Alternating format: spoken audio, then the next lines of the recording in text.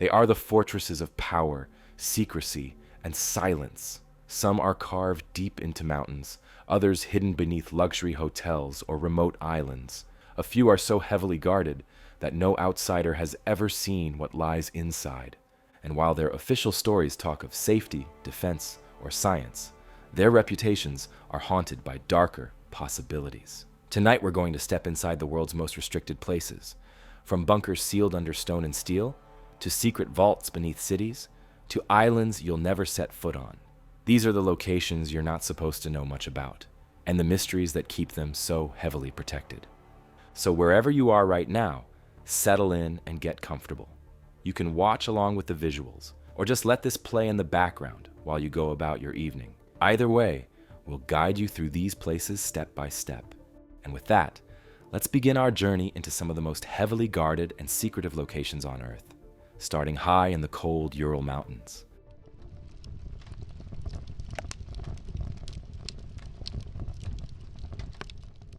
High in the Ural Mountains of Russia lies a peak that, at first glance, seems unremarkable. Mount Yamantau rises just over 5,000 feet, surrounded by forests, rivers, and valleys that stretch across the region. To a casual hiker, it might look like just another mountain, but for decades, it has been one of the most closely guarded and secretive sites in the country. Beneath its rocky slopes, satellites have caught glimpses of sprawling construction projects, tunnels carved into the earth, and evidence of a vast underground complex. And yet, ask the Russian government about it, and you'll receive explanations so mundane they only deepen the mystery. At different times, it's been described as a food storage warehouse, a mining project, even a safe vault for cultural treasures, but none of those stories quite match the scale of what has been happening there. The rumors first began during the Cold War, when Western intelligence agencies noticed unusual activity around Yamantau.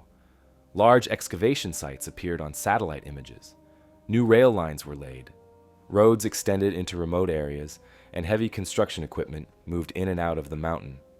All of this was unfolding in a country already famous for building elaborate bunkers and secret cities to prepare for nuclear conflict. When the Soviet Union collapsed in the early 1990s, rather than fading away, the work at Yamantau accelerated. This raised even more eyebrows in the West, because if Russia was strapped for cash and struggling with political chaos, why pour precious resources into digging out a mountain? The only conclusion many could draw was that it must be vitally important. What little we know suggests a place locked down more tightly than almost anywhere else in the world. The skies above it are restricted. Commercial aircraft are forbidden to fly over. Roads leading into the area are monitored, and military patrols enforce the boundaries. Journalists who have attempted to get close describe being stopped, questioned, or simply turned away well before reaching the base of the mountain. Even locals who live in nearby regions know not to ask too many questions. The secrecy doesn't just surround Yamantau itself, but extends to the communities that support it. At least one town in the area has been closed off entirely, populated only by those connected with the facility, invisible to outsiders. It's as if the mountain has grown its own shadow society, existing solely to guard whatever lies inside. So what could possibly require this level of protection? The theories are numerous, and none can be fully proven. The most widespread idea is that Yamantau is a vast nuclear bunker, designed as a continuity of government facility. In the event of nuclear war, the Russian leadership could retreat into its depths and survive, perhaps for years, while the surface burned. The mountain's remote location, combined with its massive excavation works, certainly lends weight to this idea. Some intelligence analysts believe the complex could shelter tens of thousands of people, equipped with its own supplies, water systems, and power generation. If true, it would be less a bunker and more an underground city, waiting silently for a day everyone hopes never comes. Others suggest it may be more than just a refuge. Perhaps it functions as a weapons development center, hidden away from prying eyes and satellite surveillance. If a state wanted to work on new forms of nuclear weaponry, biological agents, or other experimental technologies, What better place than a facility buried under thousands of feet of rock? A mountain like Yamantau would shield sensitive projects from detection, both physical and electronic, while providing layers of natural defense against attack. Even whispers of such activity are enough to make foreign governments uneasy, especially given Russia's long history of secrecy in military research. There are also quieter theories that it is a strategic storage site for important state treasures, documents, or valuables, perhaps even a cultural archive meant to survive catastrophe. But if that were the case, why maintain such heavy military presence decades after the Cold War? Why guard it with the same intensity today as during the years of nuclear standoff? The mismatch between the simple explanations and the overwhelming security is what fuels suspicion that Yamantau's true purpose is far more serious than anyone admits. One of the most intriguing aspects is timing. Much of the construction detected by satellites occurred in the 1990s, when Russia was facing extreme economic difficulties. The country was struggling to transition from the Soviet system, plagued by shortages and political turmoil. Yet even in those lean years, resources were poured into this mountain project. For many analysts, that was the clearest signal of all. Whatever Yamantau was, it was considered absolutely essential. Some argue that building it was Russia's way of ensuring that, no matter what happened on the world stage, the state could never be completely destroyed. Even if everything else collapsed, there would be a secure nucleus hidden underground, ready to preserve continuity. Trying to imagine what lies inside inevitably leads to speculation. Could there be vast chambers carved deep into the mountain, filled with stockpiles of food, water, and fuel? Underground rail systems linking it to distant points across Russia, dormitories, hospitals, command centers, and communication hubs capable of running the country in secrecy. Some even suggest entire farms or hydroponic gardens might be concealed there, making the complex self-sufficient for decades.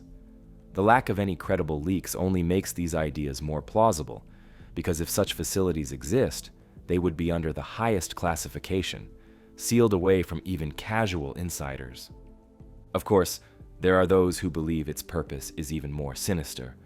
Rumors persist of laboratories hidden in the depths, where weapons of mass destruction could be engineered without oversight. Others whisper about it being a nuclear arsenal vault, a place where some of Russia's deadliest warheads are kept safe from detection. The evidence for these claims is thin, but the possibility remains tantalizing precisely because no one can confirm or deny it with certainty. What we do know is that Yamantau has become a symbol of secrecy itself. Other countries have their mountain fortresses, America with its famous Cheyenne mountain, Switzerland with its elaborate alpine bunkers. But those have at least been glimpsed by outsiders. Yamantau remains completely off limits. No documentaries, no photographs from inside, no defectors sharing stories of life underground.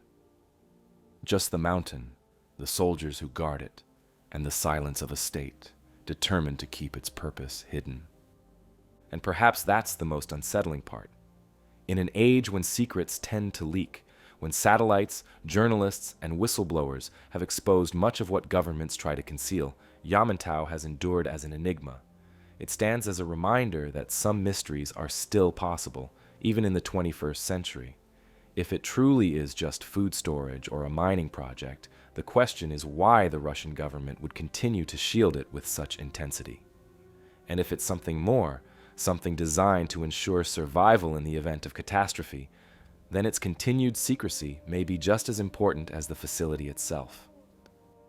For now, the mountain sits quietly in the Urals, its secrets sealed beneath tons of rock and layers of armed protection. Those who live nearby see it every day, but even they don't know what lies inside.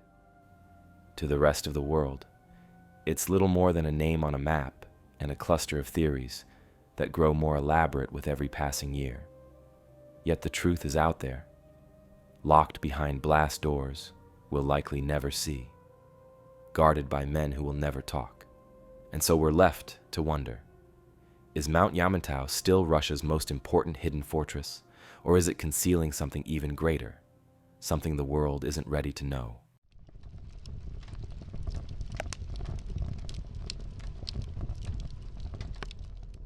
From the frozen slopes of the Urals, our story takes a sudden leap across the globe, out of Russia and to the very heart of Europe, to a city-state less than half a square kilometer in size, yet holding secrets said to span the whole of recorded history. Vatican City may be tiny, but within its walls lies one of the most heavily restricted collections of documents on Earth, the Vatican's secret archives. Picture this. Beneath the Apostolic Palace, in a climate-controlled warren of vaults and corridors, there are over 50 miles of shelves stacked with manuscripts, ledgers, scrolls, and records. 50 miles. That's enough to stretch across an entire city.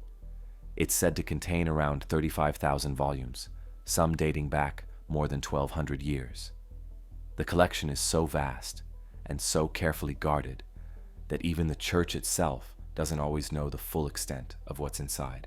On paper, the archives are a straightforward repository. They hold papal correspondence, records of Vatican diplomatic treaties, church council minutes, and centuries of financial accounts. If you wrote a letter to the Pope in the Middle Ages, there's a chance it still sits there today. Among the treasures known to be inside are documents like the 1521 decree excommunicating Martin Luther, the records of the trial of the Knights Templar in the early 1300s, and the letter Henry VIII sent in the 1530s, begging the Pope for an annulment from Catherine of Aragon. These are not dusty relics, but pivotal moments in world history, frozen in ink and parchment. And yet, the allure of the archives lies less in what we know is inside and more in what we don't. Because access is highly restricted. For centuries, the Vatican simply did not allow outsiders to see them at all. That changed only in 1881, when Pope Leo XIII permitted qualified scholars to consult specific documents. But even today, the rules are extremely tight. A researcher has to be vetted and approved. Even then, they are allowed into only a small portion of the archives, and only for very limited study. You can't just walk the corridors and pull volumes at will. Instead, you must request a specific file, and if it's approved, it is brought out to you under supervision. Photographs are forbidden, and notes are closely monitored. For a collection spanning 50 miles of shelving, most of it remains completely closed off. That secrecy naturally fuels speculation. After all, if the archives are just records, why such control? Why the vaults, the armed guards, the rigid rules? This is where myth and history blur. For centuries, people have whispered that the archives contain hidden gospels, accounts of Christ's life that were suppressed to preserve official doctrine. Others claim prophecies lie within, predicting apocalyptic events the church dares not reveal. Still others insist the archives hold proof of extraterrestrial contact, demonic manifestations, or even instructions left behind by ancient civilizations. To believers in these theories, the Vatican isn't guarding history. It's guarding the world's biggest secrets. The myths are helped along by fiction and pop culture. Dan Brown's novels, films like Angels and Demons, and countless documentaries on secret societies have all played with the idea of forbidden knowledge locked away in Vatican vaults. The truth, of course, is more complicated. Scholars who have gained access say the archives are less Indiana Jones than filing cabinets. The bulk of the material is mundane: correspondence, receipts, administrative records. But even that raises the question, why not open it all up? Why maintain this aura of mystery when most of the content is harmless? The Vatican's answer is that the archives aren't meant to be hidden for secrecy's sake, but preserved for security and conservation. Parchments from the Middle Ages are delicate, easily destroyed by mishandling or exposure. Restricting access protects the material from damage or theft. And yet, the very name, Archivum Secretum, Apostolicum Vaticanum, translated as Vatican Secret Archives, has done more to fuel conspiracy theories than perhaps any other. In Latin, secretum simply means private, but in modern languages, it took on a darker connotation.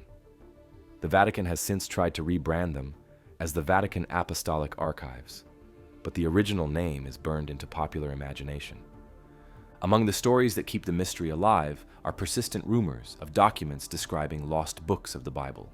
Some claim that texts like the Gospel of Mary Magdalene, the Gospel of Thomas, or even more obscure writings were deliberately suppressed and hidden. A few of these texts are known from discoveries in places like Nag Hammadi, Egypt, but conspiracy theorists believe many more remain locked in the Vatican. Then there are whispers of prophecies, letters from saints or seers foretelling catastrophes, including the so-called Third Secret of Fatima, which was only partially released in 2000. Critics argue the Church may be holding back darker predictions, perhaps of global war or societal collapse. Others stretch the theories even further. UFO enthusiasts insist that correspondence exists between the Vatican and world governments about extraterrestrial encounters. Some point to the Vatican's interest in astronomy, after all, it operates one of the world's oldest observatories, as evidence that the Church knows more than it lets on about life beyond Earth. Fringe writers have even suggested the archives might hold physical evidence of such contact, fragments of spacecraft, reports of sightings, or accounts of encounters kept hidden to prevent upheaval. One of the more persistent legends is that the archives contain proof of demonic visitations, grimoires, or occult documents seized and hidden away over centuries. During the Inquisition, countless texts were confiscated from accused heretics, witches, and scholars dabbling in forbidden arts. Where did all those manuscripts go? Some surely were destroyed, but many believe the most dangerous were cataloged and stored away, sealed from public eyes. Imagine corridors lined with volumes of sorcery, never to see the light of day again. Of course, mainstream historians caution that most of this is fantasy, but even they admit the archives contain many files the world may never see, not because they're shocking, but because they're simply not prioritized for release. For every famous trial record, there are endless files of tax records, diplomatic disputes, or notes about local parishes.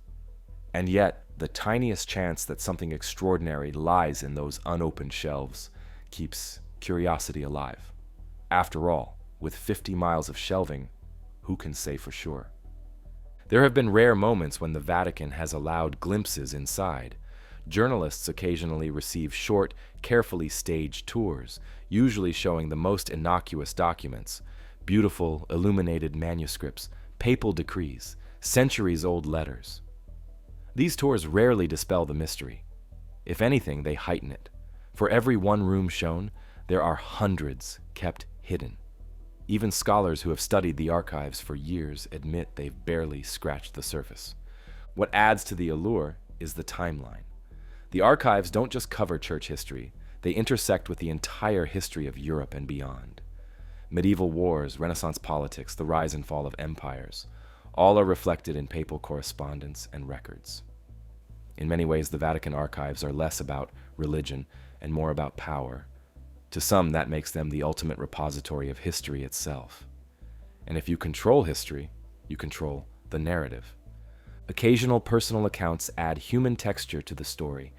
Researchers who have been allowed inside often describe a surreal experience, walking through hushed corridors where time feels suspended, handling parchment that once sat on the desk of a medieval pope, and realizing they are among the few in modern times to ever touch it. One scholar described finding the original trial transcripts of Galileo, complete with the annotations of the inquisitors. Another recounted opening a folder to find the letters of Michelangelo, negotiating for payment while painting the Sistine Chapel. These glimpses confirm that extraordinary treasures are indeed within, even if most remain unseen. And yet, the greatest draw remains the unknown. Perhaps the archives hold nothing more shocking than centuries of paperwork, or perhaps they conceal a single document capable of rewriting our understanding of history.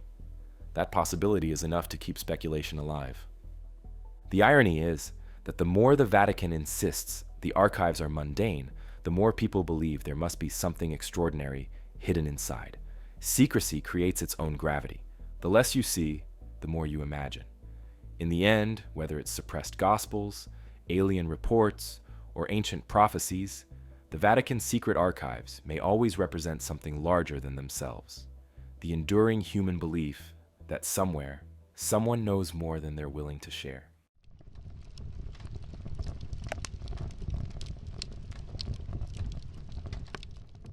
After walking the hushed corridors of the Vatican and wondering what knowledge may still be sealed away, we turn again to Russia. This time to a place that very much exists, but remains equally closed to outside eyes. Not a hidden base inside a mountain this time, but an actual town, a place with schools, homes, and streets, yet one you can't simply visit, even if you live in Russia. It's called Mezhgorye, and it might just be the human face of Mount Yamantau's mystery. On the surface, Mezhgorye looks like a typical small Russian settlement. Satellite photos show rows of apartment blocks, tree-lined streets, administrative buildings, and the trappings of an ordinary town. Except, it isn't ordinary at all. The town is sealed off, guarded, and entirely closed to outsiders. Even Russian citizens need special clearance to enter. Mail is restricted, movement is monitored. It's as though someone designed an entire city, then wrapped it in layers of secrecy. The history of Mezhgorye stretches back to the Soviet era, when the USSR was carving its landscape into zones of heavy industry, military infrastructure, and closed research hubs. Dozens of closed cities sprang up across the country, many of them centered on nuclear weapons research or missile production. Mezhgorye was one of them. Founded in the 1970s, it was purpose-built to support the sprawling underground works beneath Mount Yamantau. While the mountain itself is strictly off-limits, the town exists as its visible counterpart, home to the people who keep whatever's inside running. Residents of Mezhgorye aren't random citizens. They're almost certainly military personnel, engineers, technicians, and their families. In other words, the kinds of people you'd need if you were maintaining a massive underground complex. Reports suggest the town houses thousands of people, enough to operate the facility around the clock. Imagine living in a place where nearly every neighbor is somehow connected to the same top-secret project, and where no one can really talk about what they do. For those on the outside, it's hard to comprehend a community built on such restrictions. Western analysts sometimes compare it to the company towns of the 19th and 20th centuries, where workers lived in settlements owned and controlled by a single employer. But Mezhgorye is far more sealed off. It isn't just about providing housing near a factory, it's about walling off an entire town so that its activities remain invisible to the outside world. When foreign journalists have tried to approach Mezhgorye, they've been stopped at checkpoints well before entering. Even curious Russian travelers report being turned back or questioned if they stray too close. The mystery deepens when you consider what day-to-day life there might be like. Satellite images suggest Mezhgorye has all the basics: schools, shops, medical facilities, community spaces. Children are born and raised there. Families build lives there, yet all of it is under a veil of secrecy. Residents can't easily leave, and if they do, they rarely speak publicly about their time inside. It creates an atmosphere where ordinary life and extraordinary secrecy blend together in ways that most people will never experience. Some accounts from those who've lived nearby offer fleeting glimpses. Truck drivers delivering supplies speak of heavily guarded entry points, with convoys disappearing into the town only to emerge hours later. Former residents from other closed cities describe the culture as one of silence. Everyone knows not to ask too many questions, even about their neighbors. It's a world where gossip can carry consequences, and where curiosity is actively discouraged. So what exactly is Mezhgorye hiding? The most obvious theory is that it serves as the living quarters for the staff of Mount Yamantau's underground complex. If Yamantau is a bunker, a weapons development site, or some other strategic installation, then Mezhgorye is the surface hub that sustains it. Its residents are the engineers who keep the lights on, the security personnel who guard the entrances, the medical staff who ensure readiness, and the families who make the place a functioning community. In this sense, the town is perhaps even more revealing than the mountain itself. You don't build an entire closed settlement unless there's something important to support. There are also more speculative ideas. Some claim Mezhgorye itself may have underground extensions, with tunnels linking it directly into Yamantau. If that's the case, then the town could be the true front door to the entire operation, disguised as a normal community while concealing hidden access points. Others wonder whether Mezhgorye might host training or staging areas, with recruits brought in under cover of ordinary residency. The town, in this view, isn't just a home base. It's an integral part of the larger hidden machine. What makes Mezhgorye particularly fascinating is that it hasn't vanished like some other Cold War relics. Many of the USSR's closed cities were eventually declassified or opened up after the Soviet collapse, their roles diminished as budgets shrank. But not Mezhgorye. To this day, it remains sealed, guarded, and active. That suggests whatever it supports is still operational. If Yamantau were just an abandoned Cold War project, why maintain an entire town around it for decades? Why keep thousands of people tied to a place that supposedly houses nothing more than food storage or mining operations? Occasionally, rumors surface that hint at the scale of what Mezhgorye may conceal. Intelligence sources in the 1990s speculated that Russia was still pouring resources into Yamantau and its surrounding facilities, even during economic collapse. If true, Mezhgorye would have been at the center of that investment, keeping the human infrastructure intact. Some even suggest the town's population has grown rather than shrunk in recent decades, which would indicate ongoing importance. For outsiders, Mezhgorye's existence poses an almost taunting mystery. We can see it on maps, spot it from satellites, and acknowledge it as a functioning community. Yet we can't visit it, can't hear directly from its residents, and can't know what lies beneath. It's a reminder that secrecy doesn't always have to hide in the wilderness. It can take the form of an entire town, living in plain sight, but forever closed to the rest of the world. And that leads us to the most provocative question. Is Mezhgorye simply the surface support system for Mount Yamantau? Or is it the true key to understanding the mountain itself?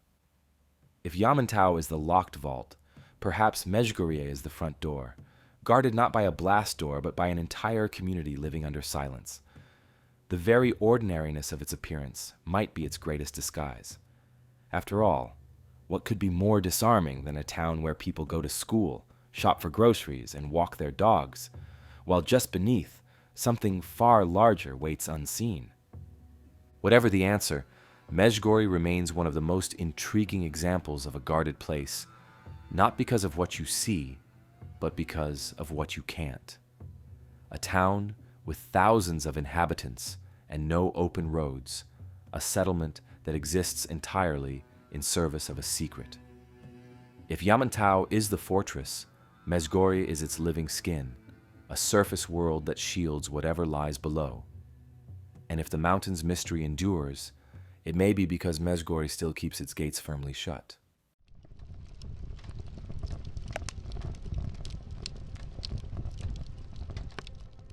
From a sealed-off town in the Russian mountains, we now travel out of Russia and into the deserts of the American Southwest. In northern New Mexico, tucked against the Jicarilla Apache Reservation, lies the quiet town of Dulce. On the surface, Dulce looks like any other small community. A gas station, a grocery store, a few motels. Fewer than 3,000 people call it home. But ask around long enough, and you'll hear whispers that this little town sits above one of the strangest and most hotly debated underground facilities in the world. Some say there's a secret base beneath the Archuleta Mesa, a flat-topped mountain just outside town. And according to decades of stories, that base isn't just run by humans. The legends of Dulce really began to take shape in the late 1970s and early 1980s, when a curious mix of local reports and UFO conspiracy culture converged. Ranchers in the area had long complained of unexplained cattle mutilations, livestock discovered dead with surgical-like incisions, organs removed, and no trace of blood on the ground. Some animals were found with flesh that seemed cauterized, as if cut with a laser. While skeptics blamed predators or scavengers, many locals were unconvinced. The sheer volume of cases, combined with the eerie precision of the wounds, made natural explanations feel unsatisfying. Rumors began to swirl that something or someone was experimenting on animals in the New Mexico desert. At the same time, strange lights were being reported in the skies over Dulce. Residents claimed to see glowing orbs zipping silently across the horizon, darting and changing direction with impossible speed. Others reported aircraft that looked like helicopters but made no sound. For a town that should have been far from major military test ranges, it was enough to spark uneasy questions. Was the US government secretly operating in the area? Or were these crafts not ours at all? The person who brought Dulce into the wider spotlight was an Albuquerque businessman named Paul Bennewitz. In the late 1970s, Bennewitz became convinced that he was intercepting alien communications from the area near Dulce. An electronics whiz with a successful company supplying equipment to the Air Force, he set up antennas and recorders at his home, capturing strange signals he believed came from an underground facility. He also began photographing unusual lights in the sky, which he thought were alien craft, entering and leaving hidden hangars inside Archuleta Mesa. Bennewitz's claims escalated quickly. By the early 1980s, he was telling anyone who would listen that the US government was working with extraterrestrials beneath Dulce. According to him, this joint base extended 7 levels underground. The upper levels were run by humans, while the deeper ones housed aliens conducting grisly experiments. He painted a picture of vast hangars for saucer-shaped craft, high-speed underground trams, and laboratories where both animals and humans were used in tests. Perhaps most disturbing, Bennewitz claimed to have evidence that some humans were being held in cages. His stories found eager audiences among UFO researchers and conspiracy theorists, but they also drew attention from the government. Some suggest that Air Force intelligence officers actually fed Bennewitz disinformation, playing into his beliefs to keep him occupied and to muddy the waters of genuine classified programs. If true, it was a cruel trick. Over time, Bennewitz became overwhelmed by paranoia and eventually suffered a breakdown. Yet his tales had already escaped into the wider world, inspiring a generation of Dulce Base lore. As the years passed, others added their own chapters to the story. In the 1990s, a former state trooper named Gabe Valdez, who had investigated cattle mutilations in the region, publicly stated that he believed something strange was happening around Dulce. Valdez didn't necessarily buy the alien collaboration angle, but he reported seeing military-style helicopters in the area without any identifying numbers, and even claimed to have found evidence of unusual craft in remote canyons. His testimony kept the flames of speculation alive. Then came perhaps the wildest element of all, the alleged firefight. According to certain accounts circulating in UFO communities, sometime in the late 1970s or early 1980s, there was a violent clash between humans and aliens deep inside the Dulce facility. One oft-repeated version comes from a man named Phil Schneider, a self-described former government contractor. Schneider claimed that while working on underground excavation projects, he accidentally stumbled into a chamber already occupied by extraterrestrials. A gun battle erupted in which several humans and aliens were killed. Schneider even displayed scars on his body, which he said came from an alien energy weapon. Skeptics have dismissed his story as fantasy, but among believers it remains one of the most chilling pieces of Dulce lore. Descriptions of the base itself are remarkably detailed for something that has never been proven to exist. Alleged witnesses speak of elevator shafts descending hundreds of feet, underground hangars large enough to house multiple craft, and a sprawling complex of laboratories and tunnels. Each level supposedly has a different function: human housing, security, genetics research, crossbreeding programs, and even hybrid nurseries. While mainstream science dismisses these tales as science fiction, the persistence of the descriptions is part of what makes Dulce so fascinating. It isn't just a vague rumor of aliens underground. It's a whole imagined world with architecture, hierarchy, and history. Of course, the official stance is that there is no Dulce Base. The US government has never admitted to anything of the sort, and skeptics argue that the entire mythology was born from Cold War paranoia, local UFO sightings, and Benowitz's unraveling mind. And yet, the story refuses to die. Each new generation rediscovers Dulce, weaving in fresh sightings of lights in the sky, new cattle mutilations, and modern conspiracy culture.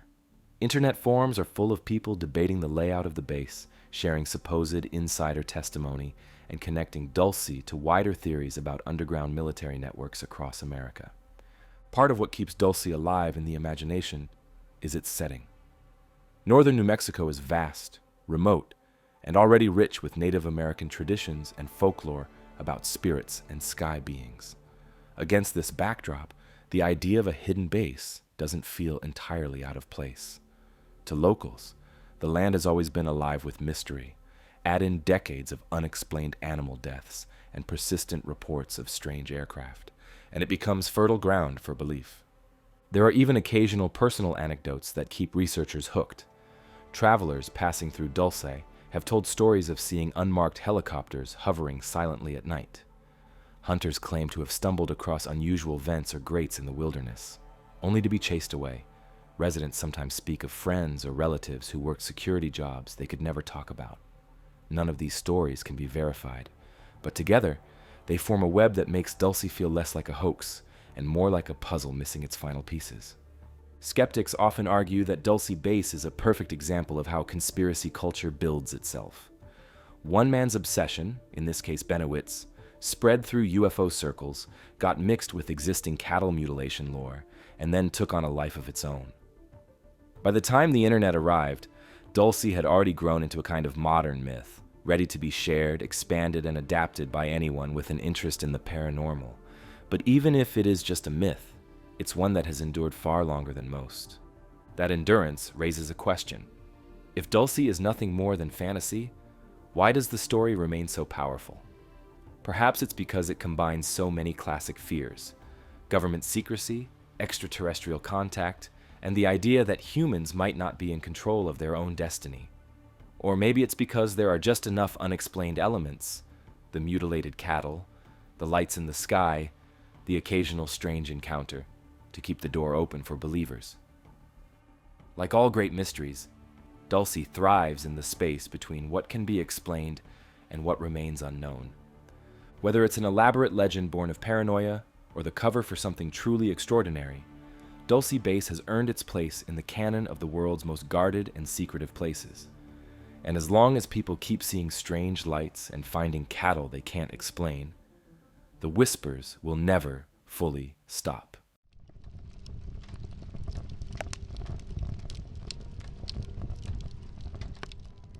Leaving behind the dimly lit vaults of the Vatican, our journey now takes us far away, across oceans, across hemispheres, to the sun-baked heart of Australia. Here, amid the red deserts near Alice Springs, lies a facility so secretive that even many Australians don't know the full story. It looks like a cluster of oversized golf balls scattered across the desert floor, but in reality, this is Pine Gap, one of the most closely guarded joint operations between the United States and Australia, and often called Australia's own Area 51. Pine Gap was established in 1966, at the height of the Cold War, when the US and its allies were racing to expand global surveillance. Officially, it was described as a space research facility, a vague cover story designed to disguise its true mission. Even in Parliament, questions about Pine Gap were often brushed aside with technical answers that revealed almost nothing. For a long time, Australians had little idea that this quiet desert base was in fact a central node in America's signals intelligence network. Over the decades, it has grown into one of the most important surveillance sites on Earth. The setting alone adds to its mystique. Pine Gap sits in a remote valley, hundreds of kilometers from the nearest coastline, surrounded by arid mountains and endless outback. The isolation is deliberate. The dry air and distance from urban interference make it ideal for intercepting signals from satellites orbiting above. And that's what those white domes, technically called radomes, are for. They house giant dish antennas, shielded from prying eyes, that track satellites, relay information, and scoop up electronic signals from across half the planet. What's known about Pine Gap's function today is staggering. It is a hub for collecting communications and radar data from satellites. It supports drone operations across the Middle East and Asia. It plays a key role in nuclear monitoring, missile defense, and intelligence sharing within the Five Eyes Alliance: Australia, the US, the UK, Canada, and New Zealand. In other words, the domes in the desert are listening to a massive slice of the world's conversations, signals, and movements, and feeding that intelligence back to Washington and Canberra. Yet the secrecy around Pine Gap has always fueled darker speculation. Restricted airspace blankets the facility. The perimeter bristles with cameras and motion sensors. Nobody without clearance gets close, and journalists who've tried describe being intercepted long before the gates. Some former workers have claimed the base extends underground, with entire levels hidden beneath the desert floor. They describe secure bunkers, data centers, and possibly even living quarters designed to withstand attack. To many, the above-ground domes are just the tip of the iceberg. What really matters lies hidden beneath. Rumors about Pine Gap's underground facilities stretch back decades. Some suggest vast tunnels run beneath the base, linking it to airstrips or even other installations. Others claim the underground complex is large enough to house aircraft or advanced weapons systems. In UFO circles, Pine Gap has long been tied to theories about extraterrestrial technology, much like Area 51. Locals sometimes report strange lights in the night sky, objects that move far faster or more silently than conventional aircraft.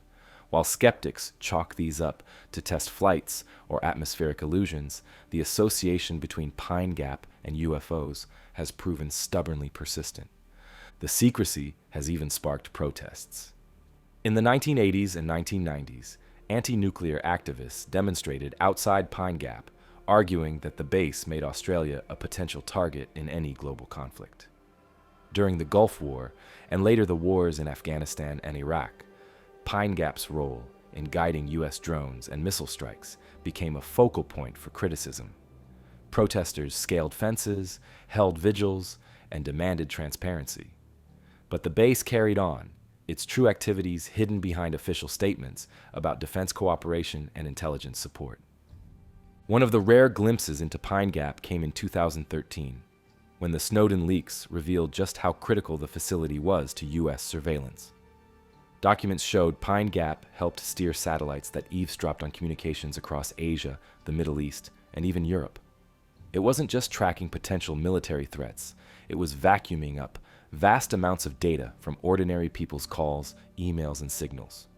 To many Australians, this revelation confirmed what they had long suspected. Their country was hosting one of the most important listening posts on the planet, with very little public oversight. Despite the controversies, Pine Gap has also become a strange cultural symbol. In Alice Springs, you can buy postcards featuring the white domes. Locals sometimes joke about the men in suits who occasionally appear in town, blending in poorly with the dusty outback setting. Taxi drivers swap stories about ferrying American workers back and forth, their accents a reminder that this is as much a U.S. base as it is an Australian one. Some townspeople even report hearing deep, low-frequency rumbles from the direction of Pine Gap at night, fueling speculation about underground machinery or hidden construction. Historical accounts also add layers to the mystery. Declassified reports suggest Pine Gap was originally intended to monitor Soviet missile tests by tracking their infrared signatures from space. Over time, its mission expanded into broader signals intelligence, and today it's considered indispensable to America's global surveillance architecture. But throughout its history, Australian officials have often been kept at arm's length, with the U.S. maintaining tight control over what happens inside. Even prime ministers have admitted they weren't fully briefed on all of Pine Gap's functions. For a sovereign nation, that level of secrecy can be unsettling. For conspiracy theorists, of course, Pine Gap is a treasure trove. Some insist it is the command center for weather manipulation projects, pointing to strange cloud patterns or odd bursts of atmospheric interference. Others claim it is linked to subterranean bases across the globe, forming part of a hidden network of tunnels and bunkers. And in the wildest versions, Pine Gap is portrayed as a joint human-alien facility, where advanced technologies are tested far from public scrutiny. While there's no evidence for these ideas, the sheer secrecy of the base makes it easy to believe that anything could be possible behind those fences. What keeps Pine Gap so captivating is the tension between what we know and what we don't. On one hand, it is clearly a vital part of US and Australian defense, bristling with technology that tracks satellites, monitors threats, and enables warfare across distant continents. On the other, the tight restrictions and the vast desert isolation make it feel like a place where anything could be happening. The official story may be about signals intelligence, but the rumors reach far deeper, into bunkers, into hidden projects, into possibilities we may never confirm. Even if the underground theories are pure imagination, Pine Gap still represents one of the most powerful and least understood intelligence facilities in the world. The fact that so much of its work is hidden from public view ensures it will remain a lightning rod for speculation. For Australians, it's a strange paradox. Their nation hosts one of the most important bases on Earth, but most citizens will never know exactly what goes on there. And that's what makes Pine Gap so much like its American cousin Area 51. Not because of flying saucers, but because secrecy itself breeds mystery. When you see those white domes glinting in the desert sun, you can't help but wonder, what signals are they capturing right now? What conversations? What movements? What secrets from thousands of miles away are being funneled through this quiet patch of desert? In the end, Pine Gap is a reminder that some of the world's most guarded places don't need myths about hidden treasure or ancient relics to capture our imagination. Sometimes all it takes is silence, fences, and the knowledge that behind them, the machinery of global power is humming away, far out of reach.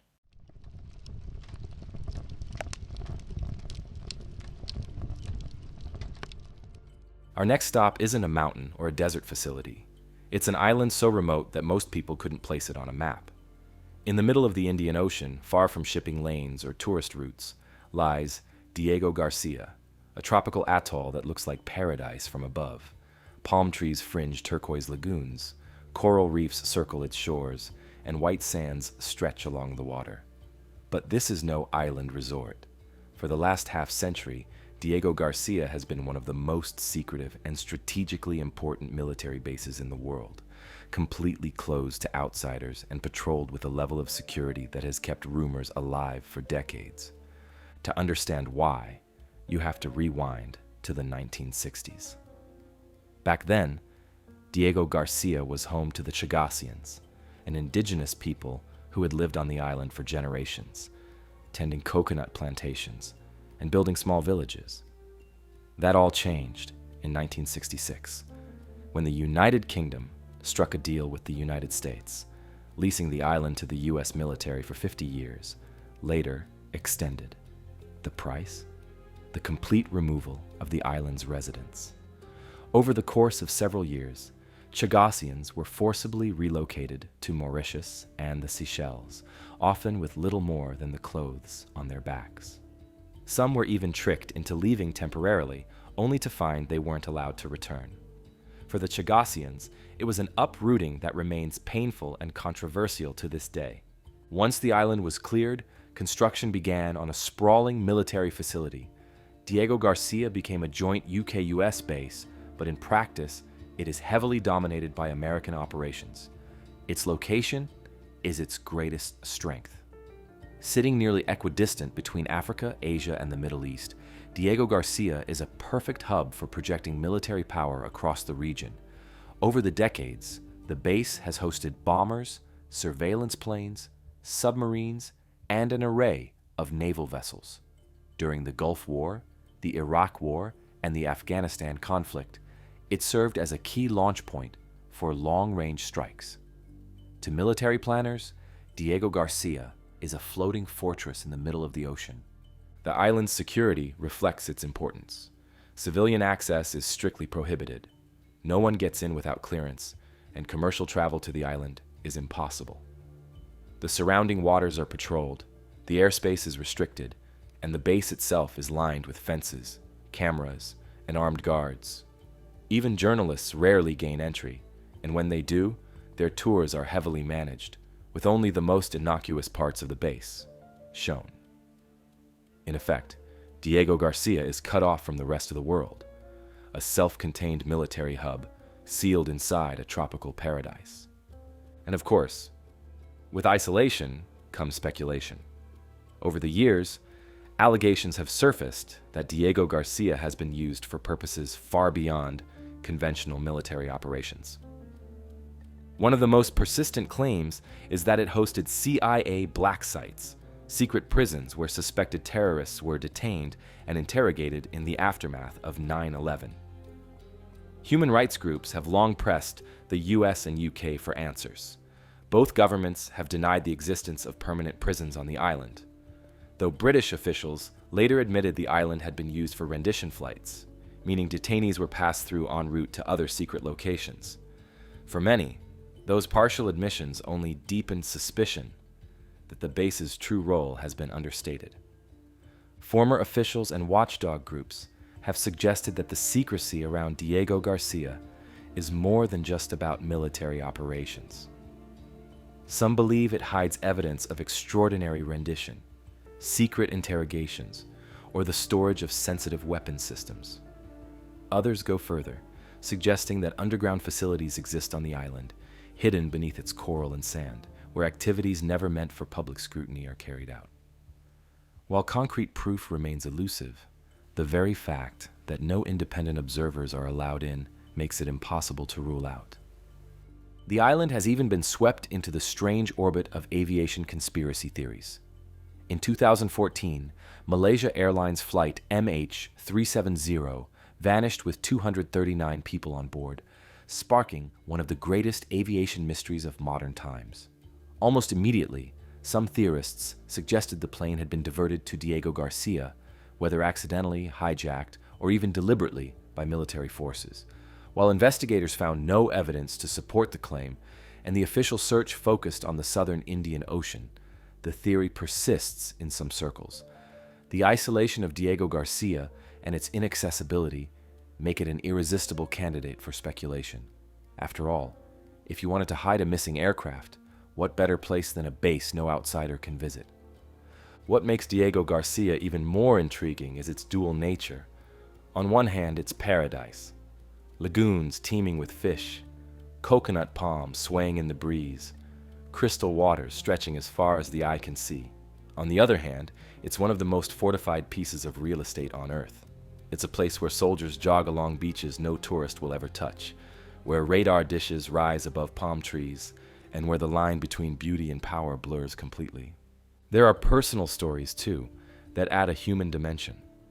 Accounts from U.S. military personnel who have served there often describe the surreal contrast of living in paradise while cut off from the world. Some recall fishing in the lagoons or snorkeling on days off, only to return to shifts monitoring global conflicts from behind radar screens. Others describe the eerie quiet of the island at night, when the jungle seems to swallow the sound of the ocean, leaving only the low hum of generators. For outsiders, these fragments are the only glimpses into life on Diego Garcia, each one reinforcing the sense of a closed world hidden behind fences. Meanwhile, the Chagosians continue to fight for the right to return. Court cases in the UK have challenged the legality of their forced removal, with the issue reaching international courts and drawing condemnation from human rights organizations. Yet the strategic importance of the base has so far outweighed justice for its former inhabitants. For them, Diego Garcia is not just a fortress, but a lost homeland. Their exile adds a tragic human cost to the island's mystery. Taken together, Diego Garcia embodies a kind of paradox. It is both visible and invisible, famous and unknown. Maps show it clearly, and governments acknowledge its existence, yet almost nothing about its daily operations or hidden roles ever reaches the public. It's a reminder that some of the most heavily guarded places on Earth aren't hidden underground or buried in mountains. They can sit in plain view, ringed by coral reefs, while their true stories remain untold.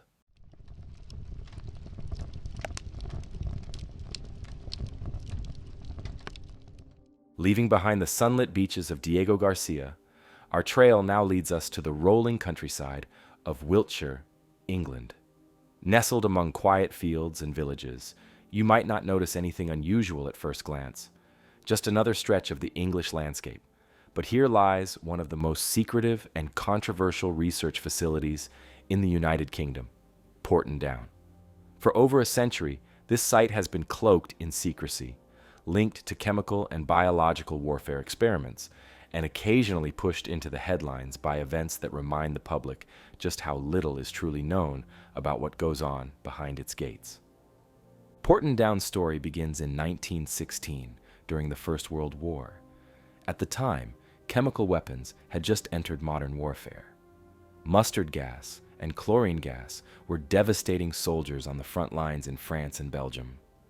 Britain, desperate to both defend against and develop chemical weapons of its own, established a testing ground in the Wiltshire countryside.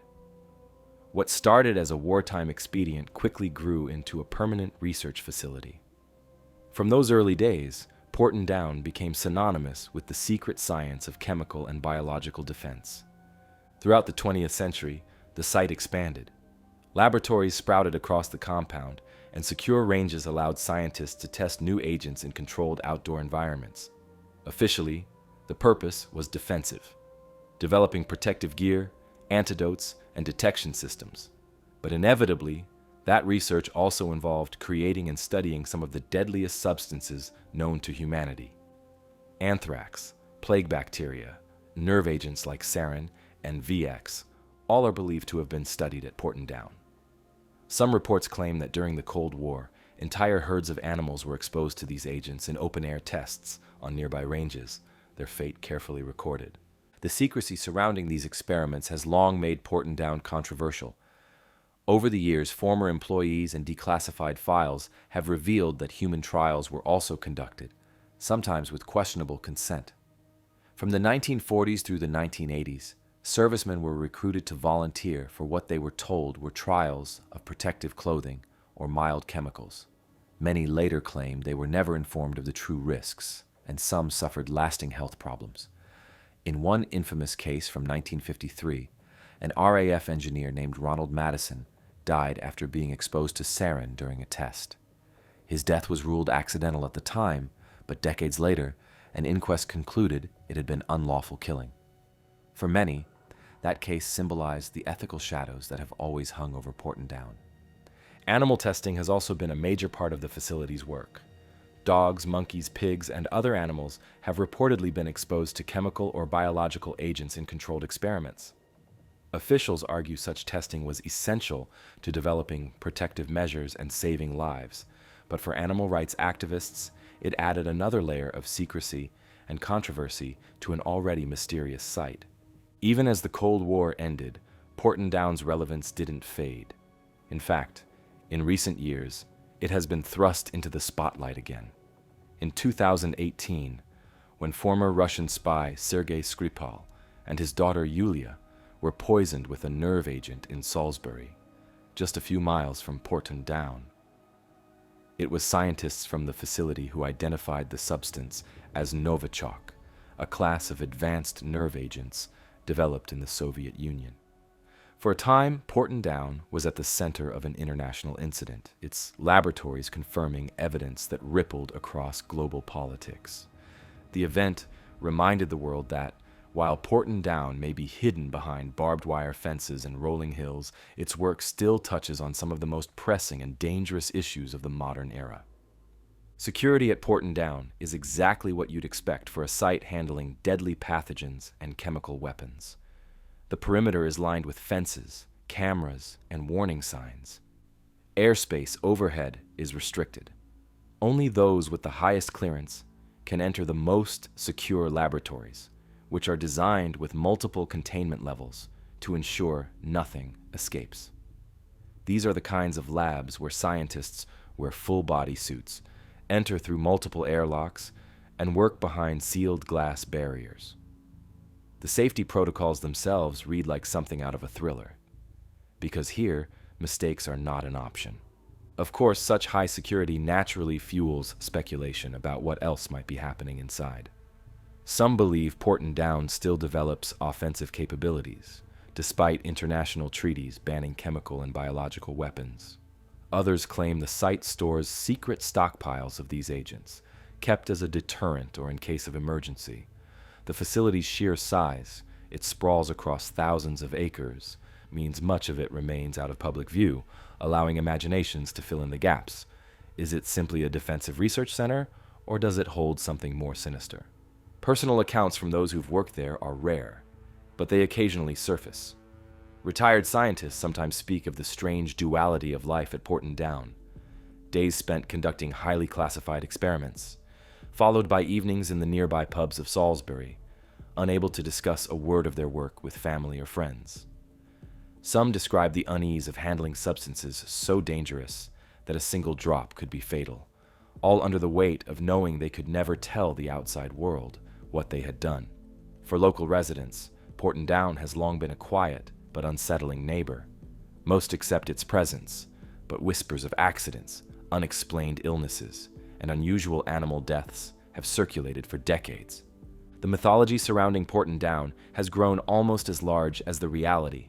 Some conspiracy theories suggest it has experimented with mind control substances, or that it holds samples of diseases long thought extinct.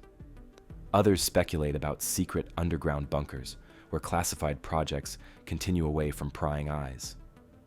With so little official information released, separating fact from rumor is nearly impossible. But that very uncertainty is what makes Porton Down endure in the public imagination. Despite all the secrecy, Porton Down is not a relic of the past.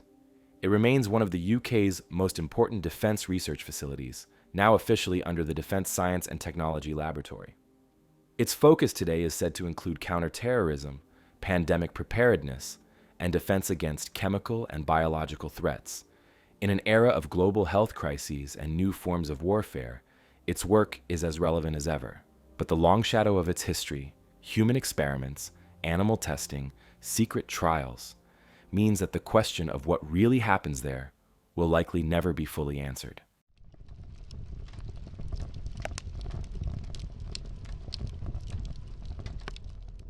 Unlike Porton Down, where secrecy is enforced by governments, the next place guards itself in a way that no human army could match. Imagine descending a mile beneath the surface of the earth through a labyrinth of mine shafts, only to step into a chamber that looks like the set of a science fiction film. Towering beams of translucent crystal jut from the floor and walls, some as long as a city bus and thicker than a tree trunk. Light scatters through their surfaces, creating an otherworldly glow that makes it hard to believe you're still on Earth at all. This is the Cave of the Crystals, hidden beneath the Naka Mine in Chihuahua, Mexico, a natural wonder so strange and inhospitable that it may be the most alien landscape our planet has ever produced. The cave was discovered almost by accident in the year 2000. Miners digging for silver and lead broke through a wall and suddenly found themselves staring into a chamber unlike anything seen before. What they had stumbled upon was a geological time capsule, a place where mineral-rich water, intense heat, and the slow passage of hundreds of thousands of years had created crystals of selenite on a scale no one thought possible. These weren't the small quartz points you might buy in a souvenir shop. These crystals reached up to 30 feet in length and weighed as much as 55 tons. Their sheer size defied expectation. Some scientists compared them to living architecture, as if nature itself had constructed a cathedral out of glass. But beauty alone doesn't make the Cave of the Crystals remarkable. What makes it truly forbidding is the environment inside. Temperatures hover around 58 degrees Celsius, 136 degrees Fahrenheit, with humidity close to 100%. For perspective, that's hot enough to cook food, and moist enough to prevent sweat from evaporating, which means the body has no way to cool itself. Within minutes, heat stroke sets in. Without protection, most people would collapse in less than 10 minutes. Even with special cooling suits and respirators, scientists who studied the cave could only endure short visits, usually no longer than half an hour. It's as though the cave itself is actively rejecting human presence. Because of these conditions, access to the cave has always been tightly restricted. Only a handful of scientific teams have ever entered, and even they had to follow strict protocols. Entry required government and corporate approval, full safety gear, and monitoring by specialists on the surface. Tourists were never allowed. It simply would have been a death sentence. Eventually, as the mine's pumps that kept water at bay were turned off, the chamber refilled, sealing the crystals back in their natural environment and making access nearly impossible. Today, the cave is effectively closed again, hidden beneath layers of rock and water, protected not by guards but by the extreme conditions of nature.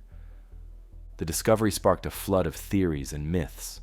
Photographs of researchers dwarfed by colossal crystals quickly circulated online, and people couldn't help but compare the cave to science fiction imagery.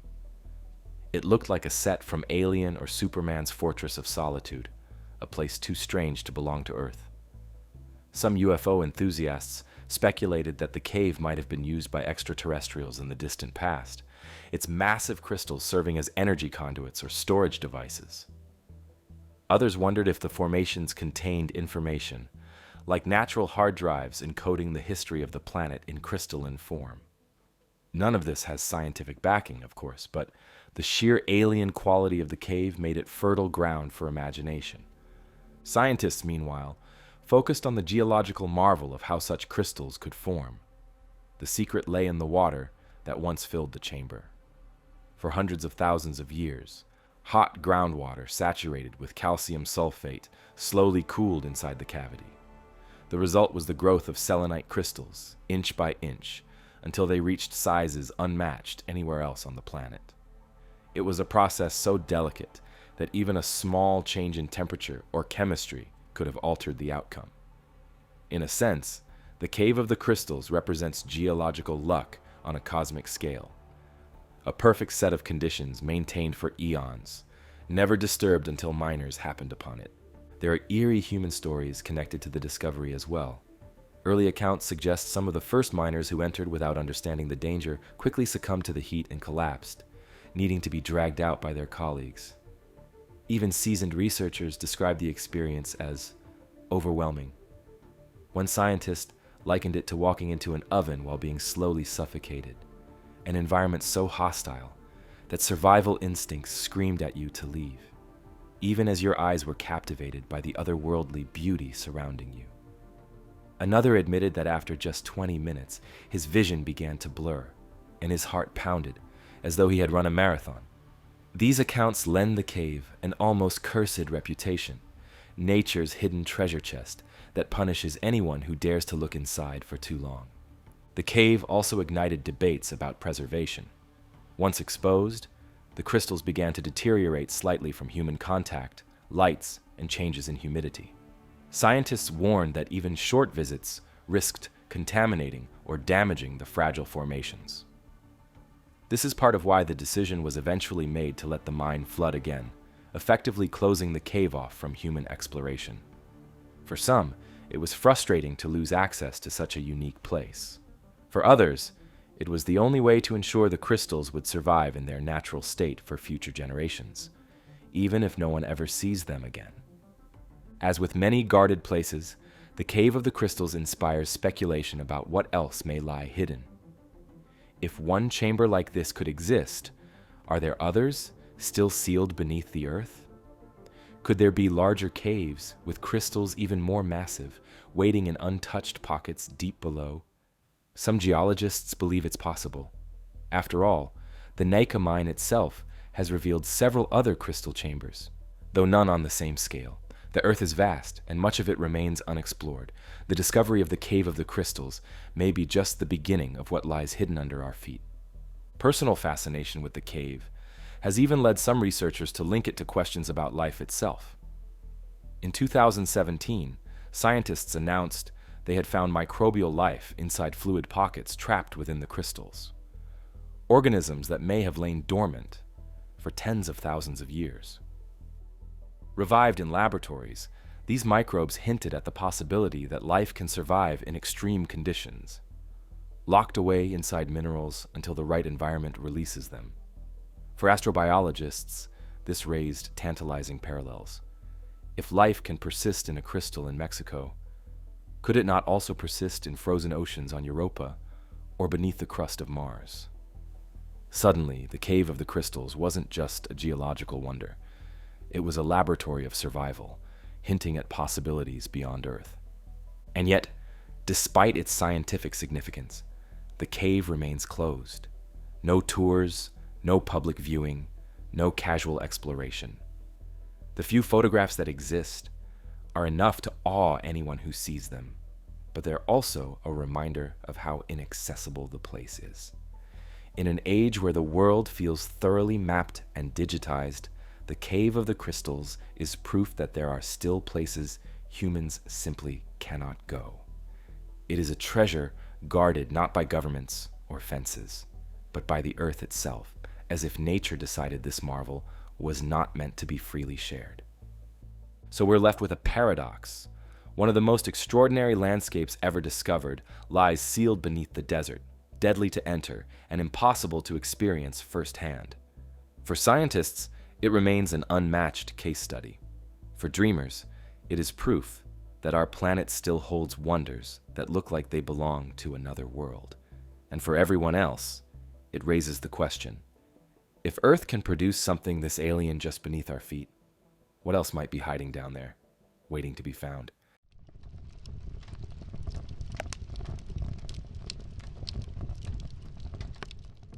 Leaving behind a cavern of crystals that guards itself with heat and humidity, we now turn to a very different kind of subterranean world, one where the air is cool, the lights are fluorescent, and the silence is broken not by dripping water, but by the steady hum of servers and climate systems. Buried beneath the hills of Pennsylvania lies Iron Mountain, a former limestone mine that has been transformed into one of the most secure storage facilities on Earth. If the Cave of the Crystals was nature's vault, Iron Mountain is humanity's, holding within its depths the memory of the modern world. The story of Iron Mountain begins in the early 20th century, when miners carved out a vast network of tunnels and chambers beneath Boyers, Pennsylvania. For decades, the mine produced limestone, but as the resource was exhausted, the underground labyrinth was abandoned. Its size alone was staggering, hundreds of acres of excavated space, all hidden beneath 220 feet of solid rock. While other mines across America closed and collapsed, Iron Mountain caught the attention of someone with a very different vision. What if, instead of extracting resources, the mine could serve as a vault, protecting the most precious resource of all? Information. By the 1950s, the Cold War was in full swing, and fears of nuclear war made the idea of underground storage especially appealing. The mine's natural conditions, constant cool temperatures, low humidity, and stable geology, were ideal for preserving sensitive documents, films, and records. Add to that the protection of solid rock overhead, and Iron Mountain was reborn as a fortress for data before the digital age even fully began. Over time, it became the go-to destination for governments, corporations, and cultural institutions looking for a place to lock away their most irreplaceable archives. Today, Iron Mountain houses some of the most important and secretive collections in the world. Governments store classified records here, far from the threat of attack or disaster. Major corporations use it to secure everything from financial documents to intellectual property. Cultural treasures are preserved as well: original film reels, historical photographs, master audio recordings. In fact, it's said that the master recordings of some of the world's most famous musicians rest deep inside Iron Mountain, their legacies protected in temperature-controlled vaults. Even Bill Gates has stored part of his vast digital archive here, safeguarding a collection of historical data he has called the Digital Alexandria. What makes Iron Mountain especially fascinating is not just what's inside, but how carefully it's protected. Visitors don't simply stroll in. The facility uses multiple layers of security: biometric scanners, armed guards, surveillance cameras, and strict access protocols. Climate control systems keep the underground environment at a steady temperature and humidity, ensuring that paper, film, and magnetic tapes remain stable for decades. In many ways, the facility is like a modern-day time capsule, designed to keep the record of human activity safe against both natural decay and catastrophic events. The scale of the operation is hard to grasp without seeing it. Reports suggest the mine stretches for miles underground, with more than 1.8 million square feet of storage space. Vast corridors lead to sealed vaults, each customized for its tenant. Some vaults look like simple warehouses, filled with boxes of documents. Others resemble high-tech data centers, lined with servers that hum quietly as they back up critical digital information. The mix of old and new is striking. Ancient manuscripts sitting just down the hall from terabytes of cloud storage. Of course, the secrecy of Iron Mountain has inspired speculation about what else might be hidden there. If governments trust it with classified files, could it also hold evidence of sensitive programs, technologies, or even suppressed knowledge? The idea of a subterranean vault filled not only with history, but with secrets, has made Iron Mountain a favorite topic in conspiracy circles. Some have suggested it might house evidence of UFO encounters or alternative records of world events. Others point out that its very business model relies on discretion, which means the true extent of its contents may never be revealed. First-hand accounts from people who visited the facility offer tantalizing glimpses. One journalist who toured the site described descending through secure checkpoints into an underground city with its own roads, lighting, and even cafeterias for workers. Trucks rumble down wide tunnels, delivering new archives or equipment. Some employees admit the atmosphere can feel surreal, spending your day surrounded by the physical memory of the modern world, knowing that most of it will never see the light of day again. A few even joked that it feels like working inside a secret bunker in a James Bond movie. There are famous examples of what we know is stored there. The original film reels of classics like Gone with the Wind and The Wizard of Oz are said to be preserved within Iron Mountain. Photographs from the archives of major newspapers, including decades of unpublished negatives, lie locked in its vaults. Master recordings from artists ranging from Elvis Presley to Michael Jackson are believed to be housed there, protected against fire, decay, and theft. When you think about it, Iron Mountain isn't just a vault. It's a cultural memory bank, preserving the raw material of history itself. And yet, there's something unsettling about the idea too. If so much of our collective memory is hidden underground, who decides what gets stored and what gets forgotten? Could critical records be sealed away indefinitely, never accessible to the public? If information is power, then Iron Mountain is one of the most powerful places on Earth, holding not just data, but the authority to control who sees it. That thought alone keeps the mystery alive. The facility's design also fuels the imagination. With its endless tunnels and secure chambers, it's easy to picture Iron Mountain as a setting for any number of scenarios. A safe haven for elites in a global crisis, a digital ark preserving civilization's knowledge, or a vault holding secrets too dangerous to release.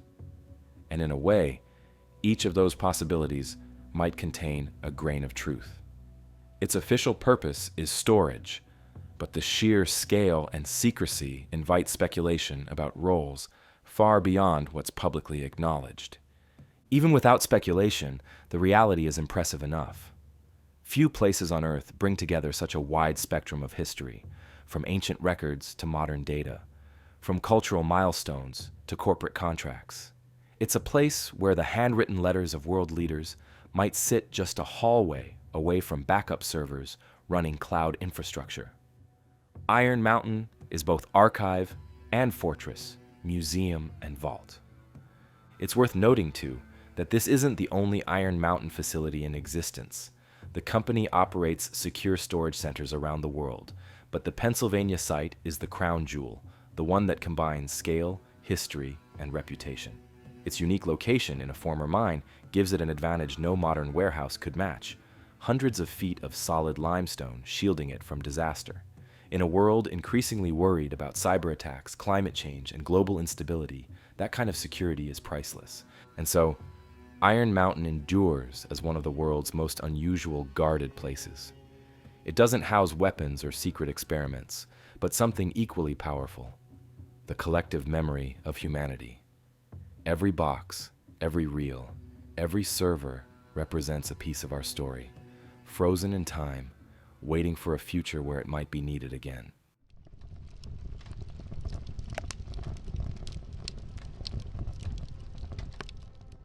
After leaving the steel doors of Iron Mountain behind, our journey takes us across the Baltic Sea to the rocky islands south of Stockholm. To a visitor, the Musko archipelago south of Stockholm looks like any other stretch of Sweden's rugged coastline. Pine forests, rocky outcrops, quiet fishing cottages, and sailboats drifting across narrow channels. But beneath one of these islands lies something entirely different. Carved into the granite is one of the largest underground military facilities ever built in Europe, the Musko Naval Base. It is a fortress designed to hide entire warships, shield a fleet from nuclear attack, and operate in complete secrecy right under the noses of tourists who never realize what's below. The idea of Musko came out of the tense years after World War II. Sweden had managed to stay neutral during the conflict, but the Cold War presented a new dilemma. With NATO to the west and the Soviet Union just across the Baltic Sea, Sweden was in the middle of a potential battleground. Submarines prowled the Baltic, long-range bombers tested air defenses, and both superpowers eyed Scandinavia as a strategic flank. Although Sweden never formally joined NATO, it poured enormous resources into defense. The Swedish Navy faced a simple problem. If its ships were kept in open harbors, they would be vulnerable to missiles or nuclear strikes in the opening minutes of a war. The solution was bold. Carve an entire naval base out of solid granite, a place where warships could vanish underground and emerge only when needed. Construction began in the 1950s and continued for nearly 20 years. It was one of the largest excavation projects in Swedish history. More than 1.5 million tons of granite were blasted and hauled out of the island. Workers labored in shifts around the clock, often in secrecy, bound by agreements not to discuss what they were building. When Musko officially opened in 1969, the result was staggering. Inside the mountain stretched more than 12 miles of tunnels. The centerpiece was 3 enormous dry docks, each large enough to conceal destroyers and submarines. Warships could sail directly into hidden entrances, disappear behind armored doors, and be serviced in complete secrecy, invisible to satellites or reconnaissance aircraft. Everything was designed to withstand catastrophe. Hundreds of meters of rock provided natural shielding against conventional and nuclear attacks. Gigantic blast doors sealed off entire sections. The base had its own power plants, fresh water supply, food storage, and hospital facilities, allowing it to operate independently for months. Barracks were built for thousands of sailors and officers, and the entire facility was laid out like a small underground city. Trucks and machinery moved through a main tunnel nearly 3 kilometers long, wide enough to drive military convoys directly into the mountain. At its peak, Musko was the heart of Sweden's Baltic defense. Though neutral, Sweden faced constant tension with the Soviet Union. The Baltic Fleet, stationed in Leningrad, now St. Petersburg, and Kaliningrad, was one of the USSR's most powerful naval forces. In any conflict, Swedish waters would become a front line. Musko allowed Sweden's navy to disappear underground. From there, it could monitor submarine movements, repair vessels, and coordinate defense and safety. Sweden invested heavily in submarines and fast attack craft designed for the narrow Baltic waters, and Musko became their hidden anchor. The 1980s brought some of the most dramatic episodes. In 1981, a Soviet Whiskey-class submarine famously ran aground near the Swedish naval base at Karlskrona, sparking an international incident. Throughout the decade, Sweden reported repeated intrusions of suspected Soviet subs into its waters, sometimes chased with depth charges. Many of these hunts are believed to have been directed from Musko, though the details remain classified. Secrecy was absolute. For decades, the Swedish public was told little or nothing about the base. The approaches were fenced and guarded, photography was forbidden, and workers kept silent. Even many sailors stationed there had no idea how vast the facility was. To most Swedes, Musko was simply another island in the archipelago, its true purpose hidden beneath the rock. When the Soviet Union collapsed in 1991, it seemed Musko's mission had ended.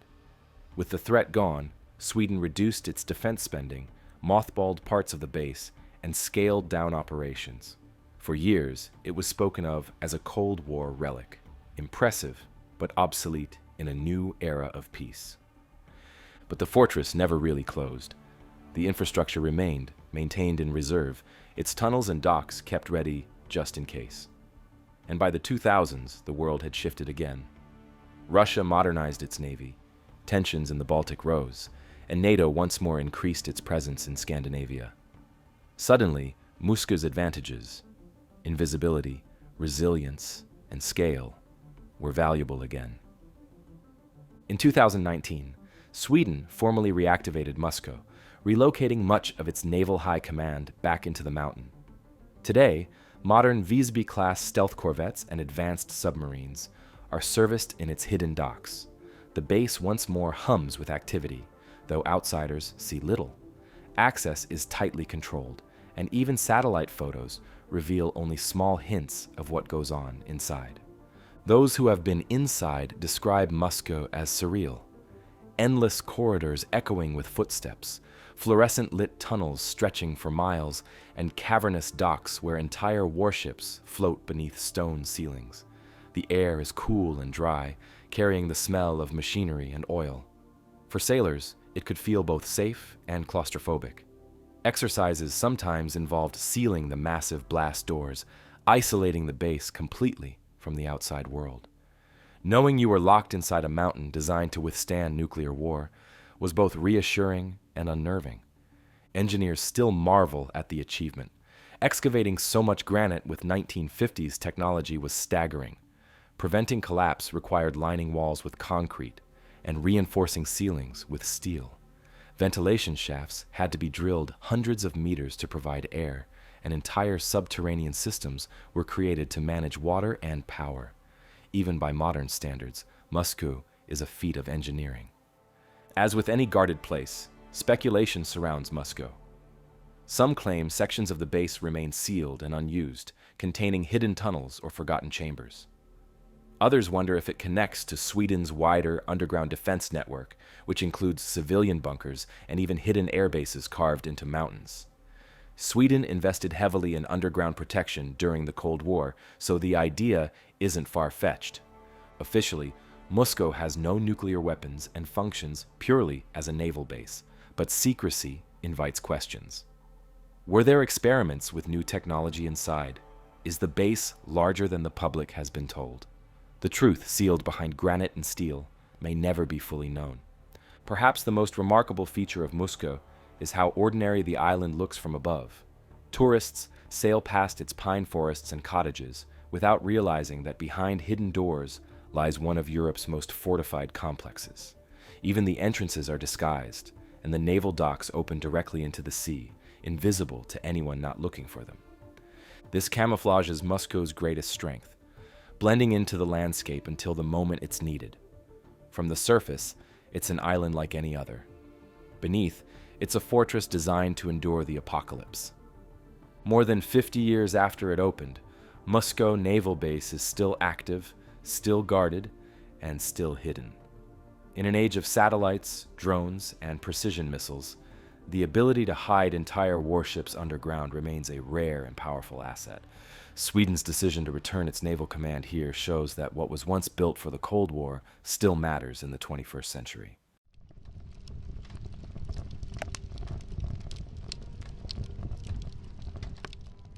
Our trail now takes us into the rolling green hills of Yorkshire, England. Here, tucked into the countryside, lies a sight that seems almost playful at first glance. Dozens of enormous white spheres scattered across the fields, looking for all the world like a collection of giant golf balls.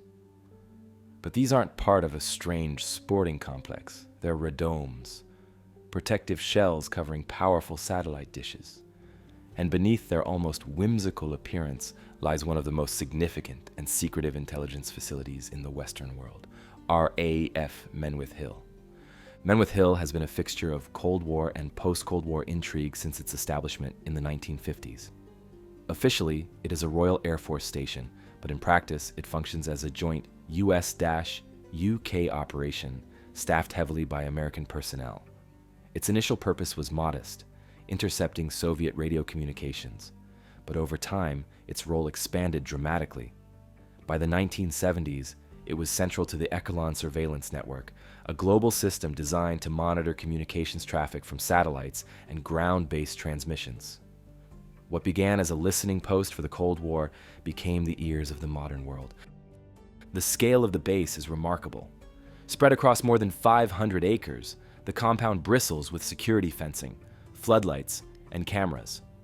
Access is tightly controlled, and the airspace above is restricted.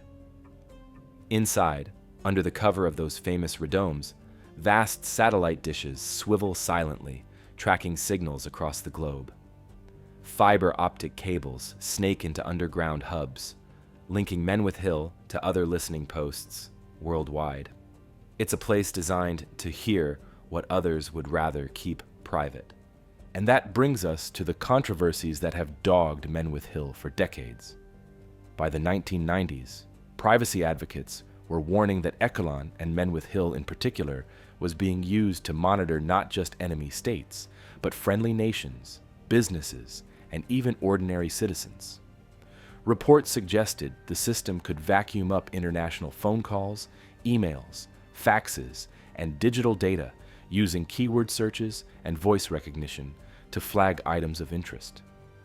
Officially, the base's mission has always been framed as defensive, protecting against terrorism, espionage, and missile threats. But critics argue that it represents a staggering reach of surveillance power, one that blurs the line between national security and global eavesdropping. For locals in Yorkshire, the base has always been a curiosity and at times a source of unease. Those white domes dominate the landscape, visible for miles around, their strange spherical forms, both futuristic and oddly out of place in the pastoral English countryside.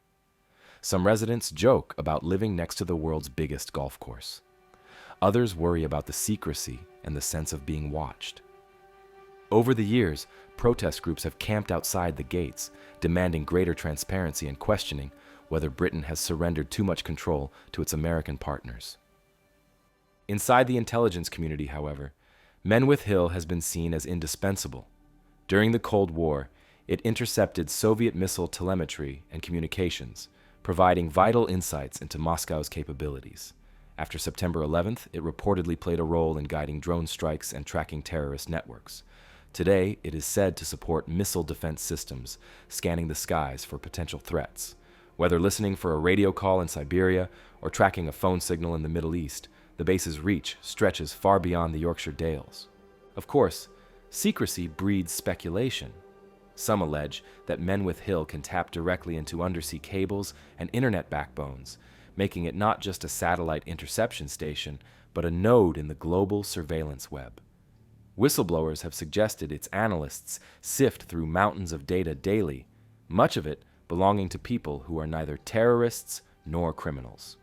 To critics, this makes Menwith Hill less a shield and more an omnipresent ear, listening to conversations no one ever consented to share.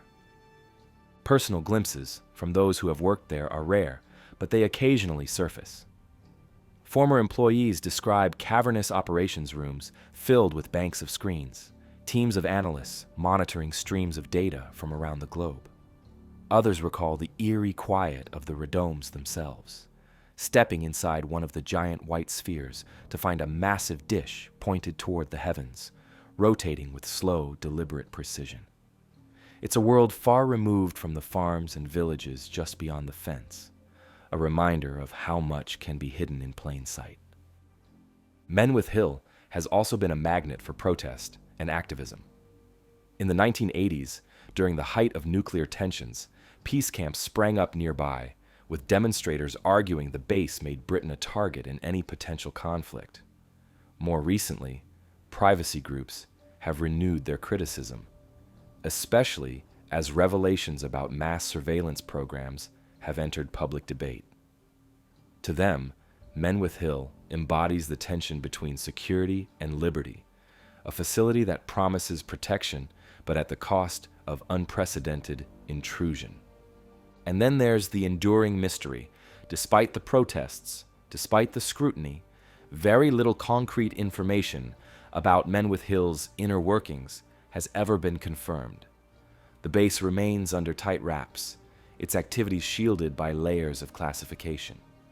When officials do comment, they describe it in the vaguest terms, supporting intelligence operations, assisting with defense.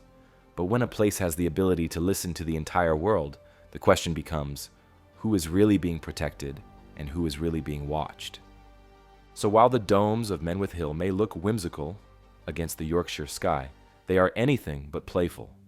They are the outward face of one of the most powerful surveillance systems ever built, a reminder that in the modern age, power isn't just measured in bombs or tanks, but in the ability to hear everything. And the unsettling question that lingers is this: when a place can listen to the entire planet, who's really watching whom?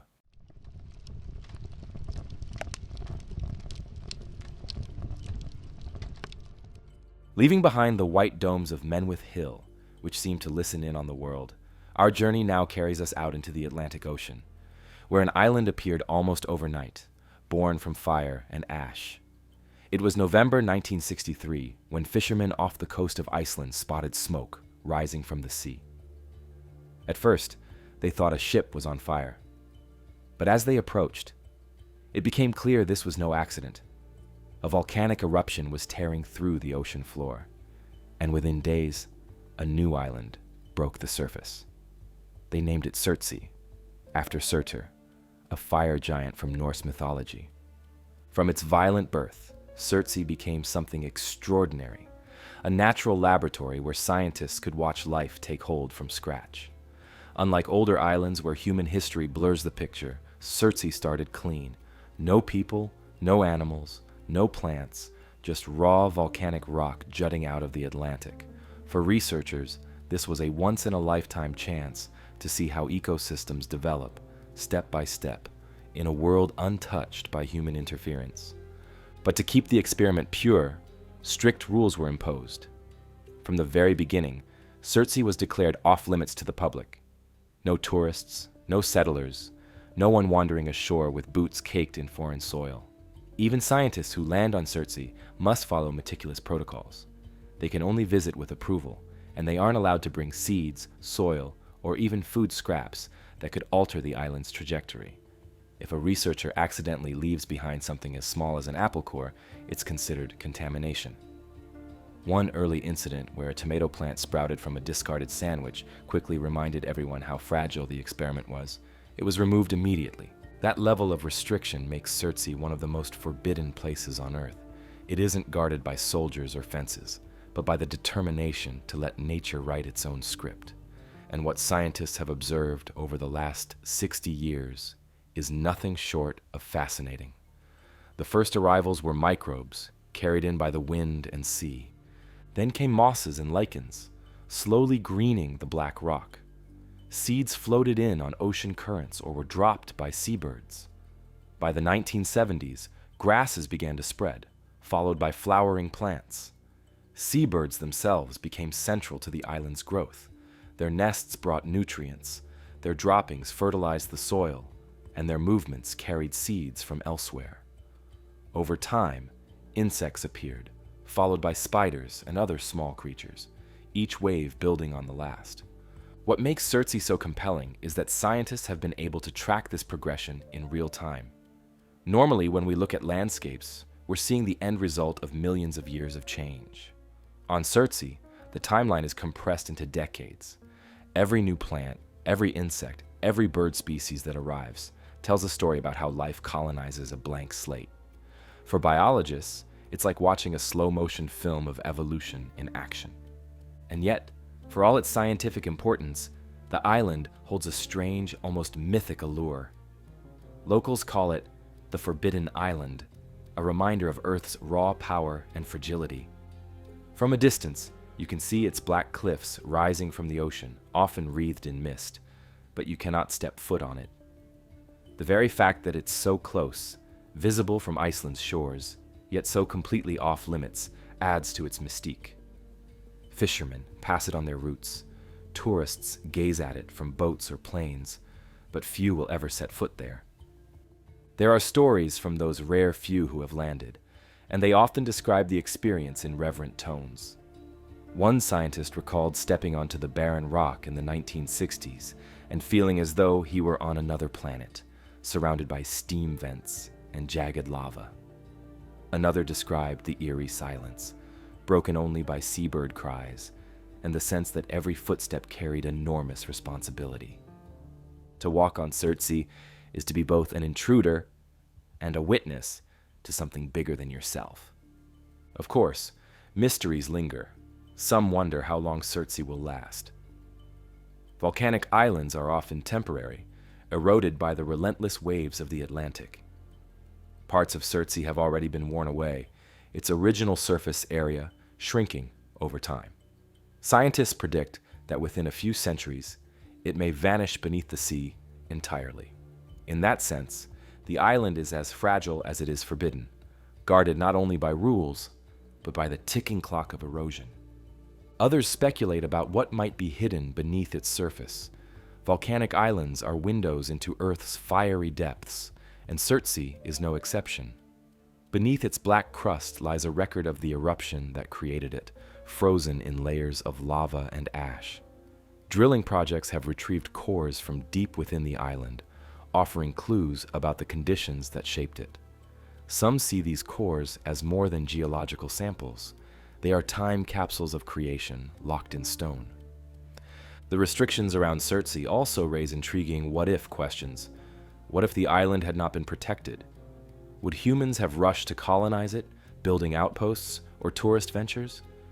Would its fragile ecosystem have been overwhelmed before it ever had the chance to develop naturally? In a way, Surtsey represents a fork in the road, an island deliberately left alone so that we can glimpse what the world might look like without us. There are personal anecdotes that capture just how unusual the island's restrictions are. In one case, a group of scientists found a few boys from a nearby fishing boat had secretly landed on Surtsey out of curiosity. Their presence sparked alarm, not because they caused visible harm, but because even a handful of human footsteps could introduce seeds, insects, or bacteria that might alter the island's trajectory forever. The boys were quickly escorted off, and the incident became a cautionary tale of how fragile the rules must be. Another story involves a research team carefully sterilizing their equipment before landing, scrubbing boots and clothing to ensure nothing foreign would cling to them. The level of precaution borders on ritual, highlighting how seriously the guardians of Surtsey take their charge. Despite these rules, Surtsey continues to evolve on its own terms.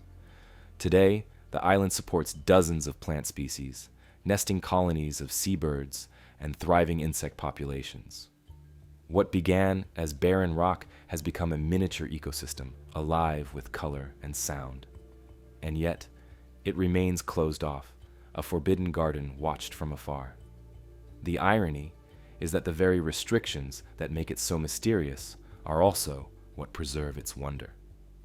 For Icelanders, Surtsey has become more than a scientific site. It is a symbol of the island nation's intimate relationship with fire and ice, creation and destruction. Living in a land shaped by volcanoes, they see Surtsey as both a reminder of their vulnerability and a testament to Earth's creative force. It's not unusual to hear locals speak of it in almost spiritual terms, as if the island carries a destiny beyond human understanding. And so, Surtsey stands apart from other most guarded places. It isn't sealed with fences or patrolled by guards. Its barriers are invisible: rules, science, and time itself. Its mystery doesn't come from secrets locked away underground, but from the very act of leaving it untouched, watching from the outside as nature unfolds in slow, deliberate steps.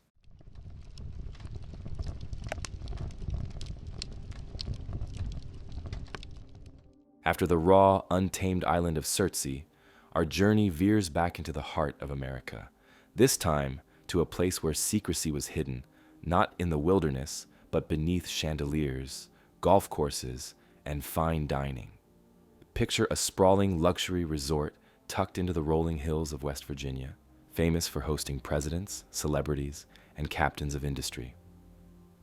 Guests came for the hot springs, the glamorous ballrooms, and the genteel charm of Southern hospitality.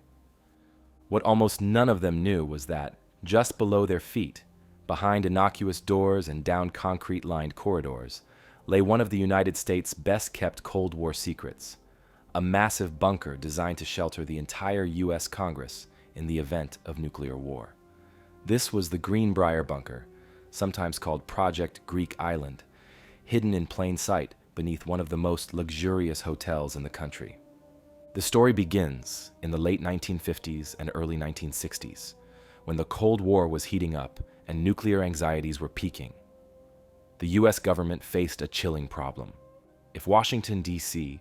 was obliterated in a nuclear strike, how could the country continue to function? Continuity of government plans were drawn up, and one of the boldest solutions was to construct a secret underground relocation site for Congress.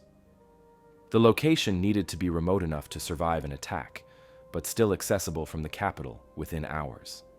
The Greenbrier Resort, already a popular retreat for Washington's elite, was chosen.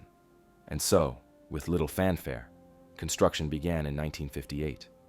On the surface, the resort added a new wing, the West Virginia Wing, advertised as an expansion to accommodate more guests. Beneath it, however, workers carved out a colossal underground facility, 112,000 square feet of reinforced chambers, sealed behind blast doors several feet thick. It was a two-story fortress hidden beneath the trappings of luxury, a place where lawmakers could retreat while the world above burned. The bunker's design was both practical and eerie. It contained dormitory-style sleeping quarters for hundreds of legislators, a cafeteria, meeting rooms, offices, and even a television studio where members of Congress could broadcast reassuring messages to the nation. There were stockpiles of food, barrels of water, and a power plant capable of sustaining the complex for months. The air filtration system was designed to keep out radioactive fallout, and decontamination chambers stood ready for anyone entering after exposure. In short, it was a small underground city, built not for comfort, but for survival and governance. Yet, what made the Greenbrier Bunker especially fascinating was the secrecy that cloaked it. Very few people knew it existed. Even many resort staff had no idea what was hidden beneath their workplace. The facility was maintained by a front company, Forsyth Associates, which posed as a television repair and electronics business. In reality, its employees were government personnel tasked with keeping the bunker in working order. For decades, they moved quietly through the resort, blending in with the hotel's operations, while secretly maintaining one of the country's most important survival plans. Guests at the Greenbrier walked through hallways that concealed steel doors, never realizing what lay beyond. Behind one particularly ordinary-looking door, disguised as part of a conference room wall, was the entrance to the bunker itself. To those in the know, it was the gateway to America's hidden lifeboat. To everyone else, it was just another wall. The scale of the deception is almost hard to believe. An entire nuclear survival facility operating in plain sight beneath a luxury hotel, undetected for more than 3 decades. The secret might have lasted even longer if not for a 1992 expose by the Washington Post. Reporter Ted Gupp revealed the existence of the bunker to the public, describing its purpose and layout in detail. Overnight, one of America's most closely guarded Cold War secrets was laid bare. The government quickly decommissioned the facility, declaring it no longer viable now that its cover was blown. For locals and frequent guests of the Greenbrier, the revelation was both shocking and oddly fitting, proof that the quiet hills of West Virginia had been hiding one of the great mysteries of the Cold War. Since its decommissioning, parts of the bunker have been opened to the public as a tourist attraction. Visitors can now walk through some of the same reinforced halls, see the blast doors, and glimpse the Spartan dormitories where members of Congress would have lived. Guides recount the history with a mix of pride and curiosity, pointing out details that once would have been classified. Yet, not all of the bunker is accessible. Some areas remain sealed off, either for safety reasons or, as some speculate, because they may still serve a hidden purpose. That lingering ambiguity fuels the idea that the Greenbrier Bunker isn't just a relic of the past. It may still be quietly maintained, upgraded in secret, to serve as a fallback option if disaster ever strikes again. Personal accounts from those connected to the project add color to the story. Some former staff recall the oddity of working in such a strange double life, repairing TV equipment upstairs, while downstairs maintaining a nuclear bunker. Lawmakers, who later visited the decommissioned site, admitted they were astonished that it had been kept secret from them for so long. And locals in White Sulphur Springs, the town that hosts the resort, still tell stories about the day the news broke, remembering the disbelief that such a colossal facility had been hidden in their backyard. The Greenbrier Bunker has also seeped into American cultural lore. It has been featured in documentaries, referenced in novels, and even inspired television plotlines about continuity of government plans. Its very existence sparks speculation about how many other hidden facilities might still operate in secrecy across the country. If Congress had a luxury lifeboat beneath a resort, what else might be buried beneath the mountains, deserts, and plains of America? And there's the heart of the mystery. Was the Greenbrier Bunker truly abandoned, or has it quietly evolved into something new? While the tourists focus on its history, some believe parts of the facility remain operational, upgraded with modern technology, and held in reserve for emergencies. After all, the need for continuity of government hasn't disappeared, and the U.S. has a long tradition of building backup command centers. Could it be that beneath the polished halls of the Greenbrier Resort, the blast doors still guard a living, breathing, Cold War legacy, ready to be used at a moment's notice? It's an unsettling thought. Lawmakers enjoying a retreat in luxury, while below their feet lies a shadow government's refuge, waiting for the day the unthinkable happens.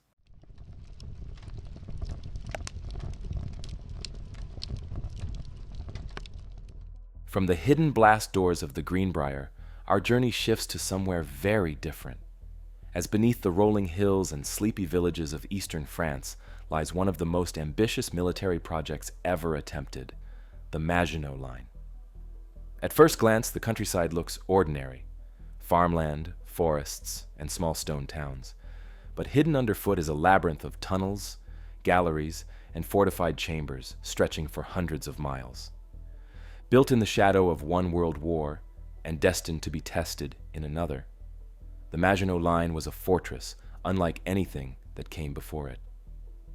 Even today, decades after its abandonment, large stretches remain sealed, unexplored, and cloaked in mystery. The origins of this subterranean fortress trace back to 1918. World War I had devastated France, leaving millions dead and much of its northeast in ruins.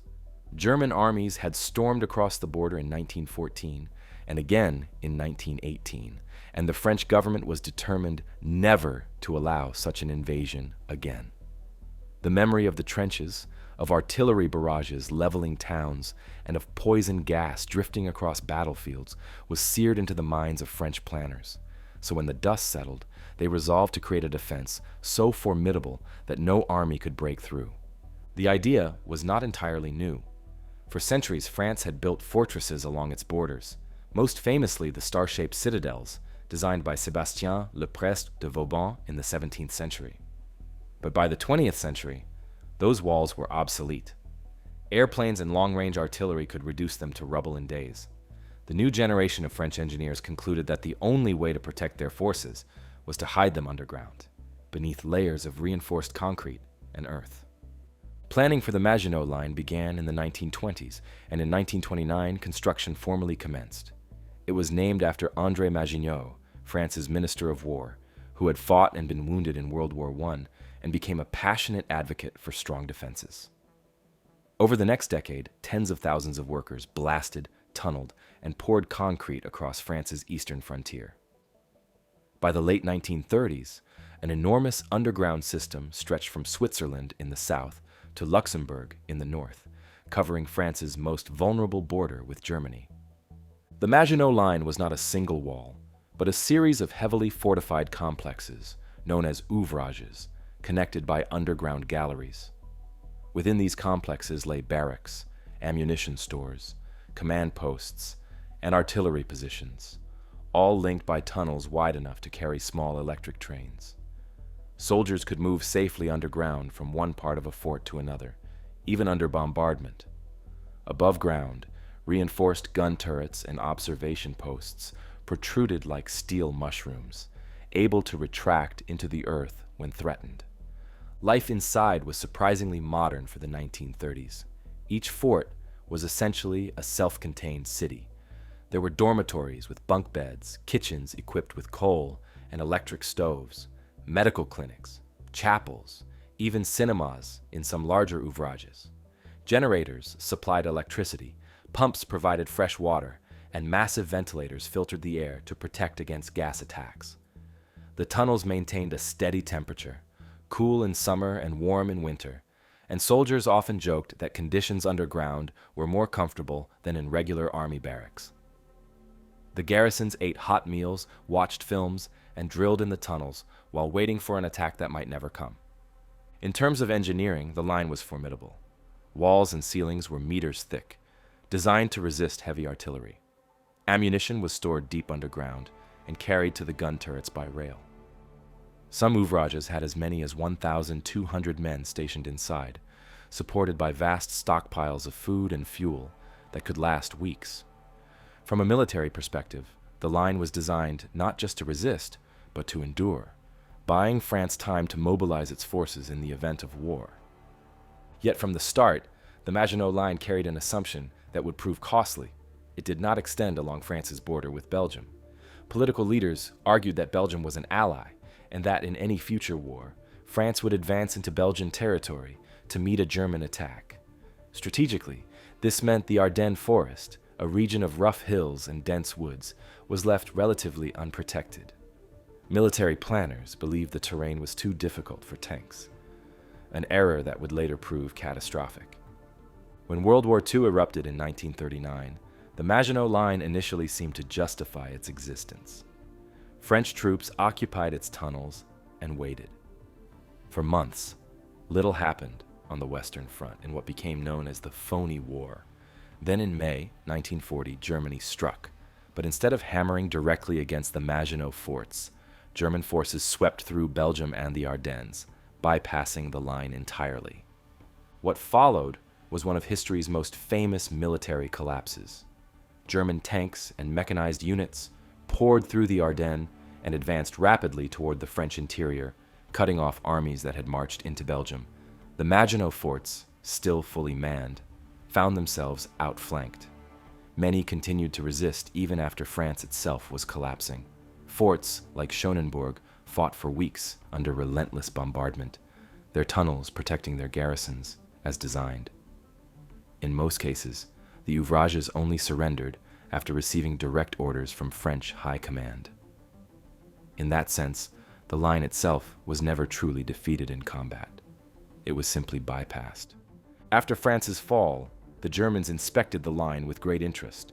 They were impressed by its construction and later used parts of it for their own defenses. After the war, the French briefly modernized sections during the early Cold War when the prospect of a Soviet advance across Europe seemed real. But by the 1960s, nuclear weapons and new strategies rendered the Maginot Line obsolete.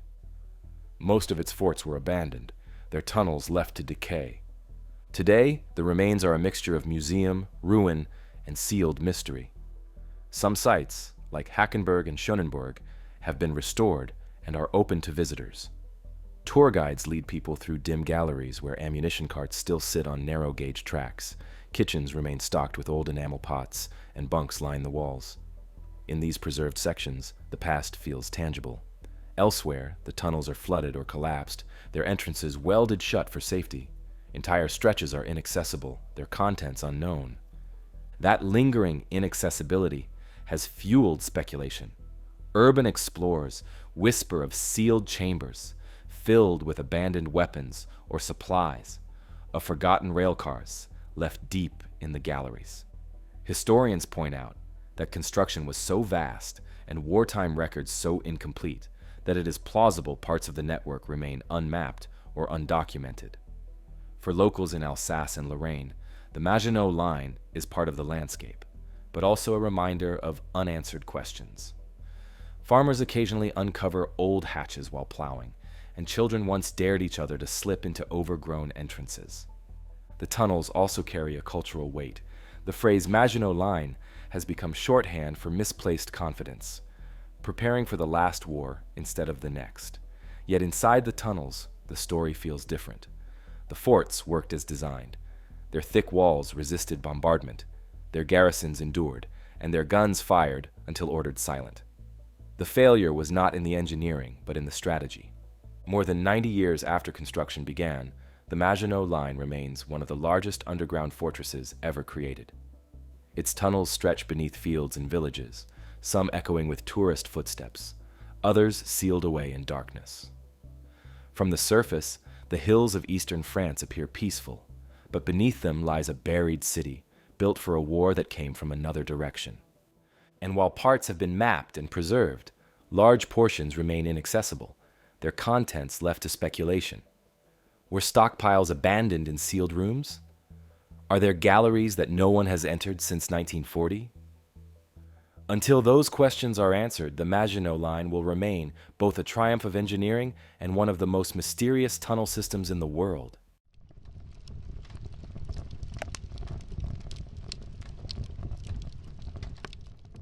From the forgotten tunnels of France, our path winds back to North America, into the Rocky Mountains of Colorado.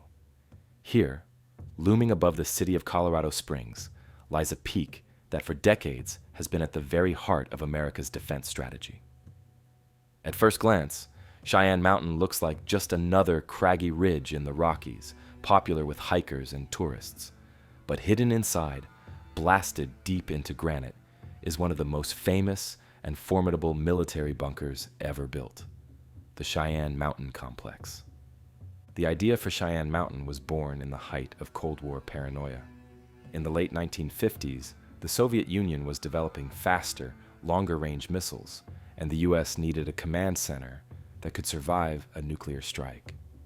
The answer was to go underground. Construction began in 1961, carving out a vast facility inside the mountain itself. What emerged over the next few years was a command post, unlike anything else on Earth. A fortress meant to endure the apocalypse and keep the nerve center of the military functioning no matter what happened above.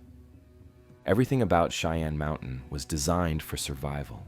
Its entrance is sealed by blast doors, each weighing 25 tons, so heavy that even today, closing them feels like shutting the lid on a vault. Inside, the entire facility was built on enormous steel springs, capable of absorbing shockwaves from a nuclear blast. In other words, if the ground outside shook with the force of an atomic strike, the rooms inside would barely tremble. At full capacity, the complex could house over 1,000 people, with enough supplies to keep them alive for months. It was, quite literally, a city inside a mountain. The heart of Cheyenne Mountain was NORAD, the North American Aerospace Defense Command. From here, operators scanned radar screens for incoming missiles or aircraft, ready to sound the alarm in case of an attack. In the Cold War era, every beep on the screen carried the weight of history. Was it a flock of geese? Or was it a Soviet bomber? A weather anomaly? Or a nuclear launch? Lives and decisions rested on those interpretations, all while sealed inside granite walls designed to outlast Armageddon. Yet Cheyenne Mountain wasn't just built for survival. It became an icon. Movies like War Games in the 1980s brought its shadowy halls into pop culture. And later, the long-running series Stargate SG-1 used the real facility as the fictional home of a secret portal to other worlds. The irony wasn't lost on the public. A place designed to track the skies and protect against nuclear war became famous as a setting for intergalactic travel. Fiction turned the bunker into a household name. And to this day, many people know Cheyenne Mountain more from Hollywood than from defense briefings. Of course, beneath the pop culture shine lies the reality of an incredibly secure and still somewhat mysterious base. Although the end of the Cold War in the 1990s led to NORAD moving much of its operation to nearby Peterson Air Force Base, Cheyenne Mountain was never truly abandoned. Officially, it went into warm standby, meaning the core systems were preserved and could be reactivated quickly if needed. In practice, it remained staffed and partially active. Over the years, reports surfaced that parts of the complex had been modernized, particularly its communication and control systems, which raises an obvious question. If the Cold War is over, why keep this mountain fortress alive? Some explanations are straightforward.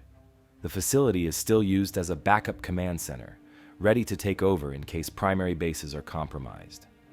Its hardened structure makes it ideal for surviving not just nuclear strikes, but also natural disasters or cyber attacks that could cripple less secure sites. Others believe Cheyenne Mountain may now play a role in monitoring newer threats, from missile defense to space surveillance. After all, in today's world, dangers don't only come from rival nations, but also from orbiting satellites, cyber warfare, and unpredictable rogue states. Then there's the deeper speculation. A facility this secure, this hardened, is almost too good to leave idle. Could there be operations inside that have never been acknowledged? Some suspect parts of the mountain house classified projects, research labs, storage vaults, or command systems tied to technologies not made public. The secrecy is tight enough to keep such theories alive. Visitors allowed on official tours see only the mundane areas: offices, conference rooms, hallways lined with thick concrete. But much of the facility remains off limits, its functions never openly explained. Personal accounts from those who worked inside add both credibility and mystery. Veterans describe the surreal feeling of stepping through the blast doors, leaving the daylight behind, and spending days or weeks in a windowless underground city. The constant hum of machinery, the echo of footsteps in metal corridors, the knowledge that hundreds of feet of rock lay above. It created an atmosphere both safe and unsettling. One former officer recalled how, during drills, the blast doors would be sealed, and everyone inside would simply carry on, as if the world outside no longer mattered. For some, it was reassuring. For others, claustrophobic. The technology inside was constantly updated, but the bones of the Cold War design remain. Power plants, reservoirs of water, food stores, all designed to keep life going underground in the event of catastrophe. In that sense, Cheyenne Mountain is a time capsule of nuclear-era thinking. The belief that survival was possible, that command and control could continue even after the unthinkable. Walking its halls today would feel like stepping back into that mindset, when humanity lived every day under the shadow of mushroom clouds. Yet Cheyenne Mountain also represents something stranger. Its prominence in films and TV shows blurred the line between fact and fiction. For years, fans of Stargate speculated about what else might be hidden in the mountain. Could its sealed chambers host experimental technology? Could parts of the base still be operating in ways the public has no clue about? The mystique of Cheyenne Mountain comes not just from its engineering, but from the cultural aura it has built up. An aura that suggests the truth could be stranger than the fiction it inspired. Today, the complex remains on guard, though in a quieter way. Official tours emphasize its history, while defense officials describe it as a backup site. But the fact that millions of dollars have been spent upgrading its communications in recent years raises eyebrows. Why invest in a facility supposedly in standby mode? The answers are vague, and perhaps deliberately so. It keeps the mystery alive. Cheyenne Mountain may no longer be the center of America's nuclear defenses, but it is not a relic either. It still hums with life, however silently.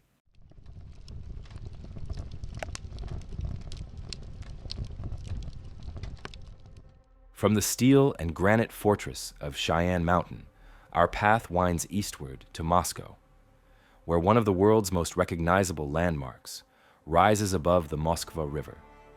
Tourists see the colorful domes of St. Basil's Cathedral nearby, the towers crowned with ruby stars, and the immense red walls enclosing centuries of history. But while the Kremlin is famous as the public face of Russian power, what lies inside, and perhaps, more importantly, beneath, remains one of the world's great guarded mysteries. The Kremlin, as it stands today, is a layered fortress, its walls stretching more than 2 kilometers, studded with 20 towers, some of which conceal gates and hidden passageways. The site has been a seat of power since medieval times, evolving from a wooden fort into the grand citadel we know now. Within its walls are palaces, cathedrals, government buildings, and even museums, a blend of Russian history and modern politics in one tightly secured compound. On the surface, it is both a cultural landmark and the working heart of the Russian government. But the security here is unlike any other tourist attraction. Armed guards patrol the perimeter, surveillance systems track every movement, and access is limited to specific routes and zones. Behind the pageantry of military parades and official ceremonies lies a much deeper web of control. The Kremlin is not just guarded, it is fortified in layers, with multiple police and intelligence services maintaining vigilance. Beyond the visible protection are elements the public rarely sees: restricted offices, secure communications hubs, and rumored underground escape routes designed for emergencies. Those escape routes are where history and legend blur. For centuries, stories have circulated about tunnels running beneath the Kremlin, some dating back to the time of the Tsars. Chronicles mention secret passages leading to the Moskva River, supposedly used by royals to flee during times of siege. Archaeological digs in the 20th century uncovered hints of medieval cellars and brick tunnels, suggesting the legends may have some basis in reality. During Stalin's reign, the network supposedly expanded dramatically. Known for his obsession with security, Stalin ordered the construction of deep underground bunkers across Moscow, including the famous Bunker 42, and it's widely believed that hidden tunnels link these facilities to the Kremlin itself. One persistent rumor speaks of a subterranean metro line, nicknamed Metro 2, built parallel to Moscow's regular subway system. According to speculation, it connects the Kremlin to key sites across the city: intelligence headquarters, government command centers, and even Vnukovo Airport. Though never officially confirmed, multiple defectors and Soviet-era insiders have hinted at its existence.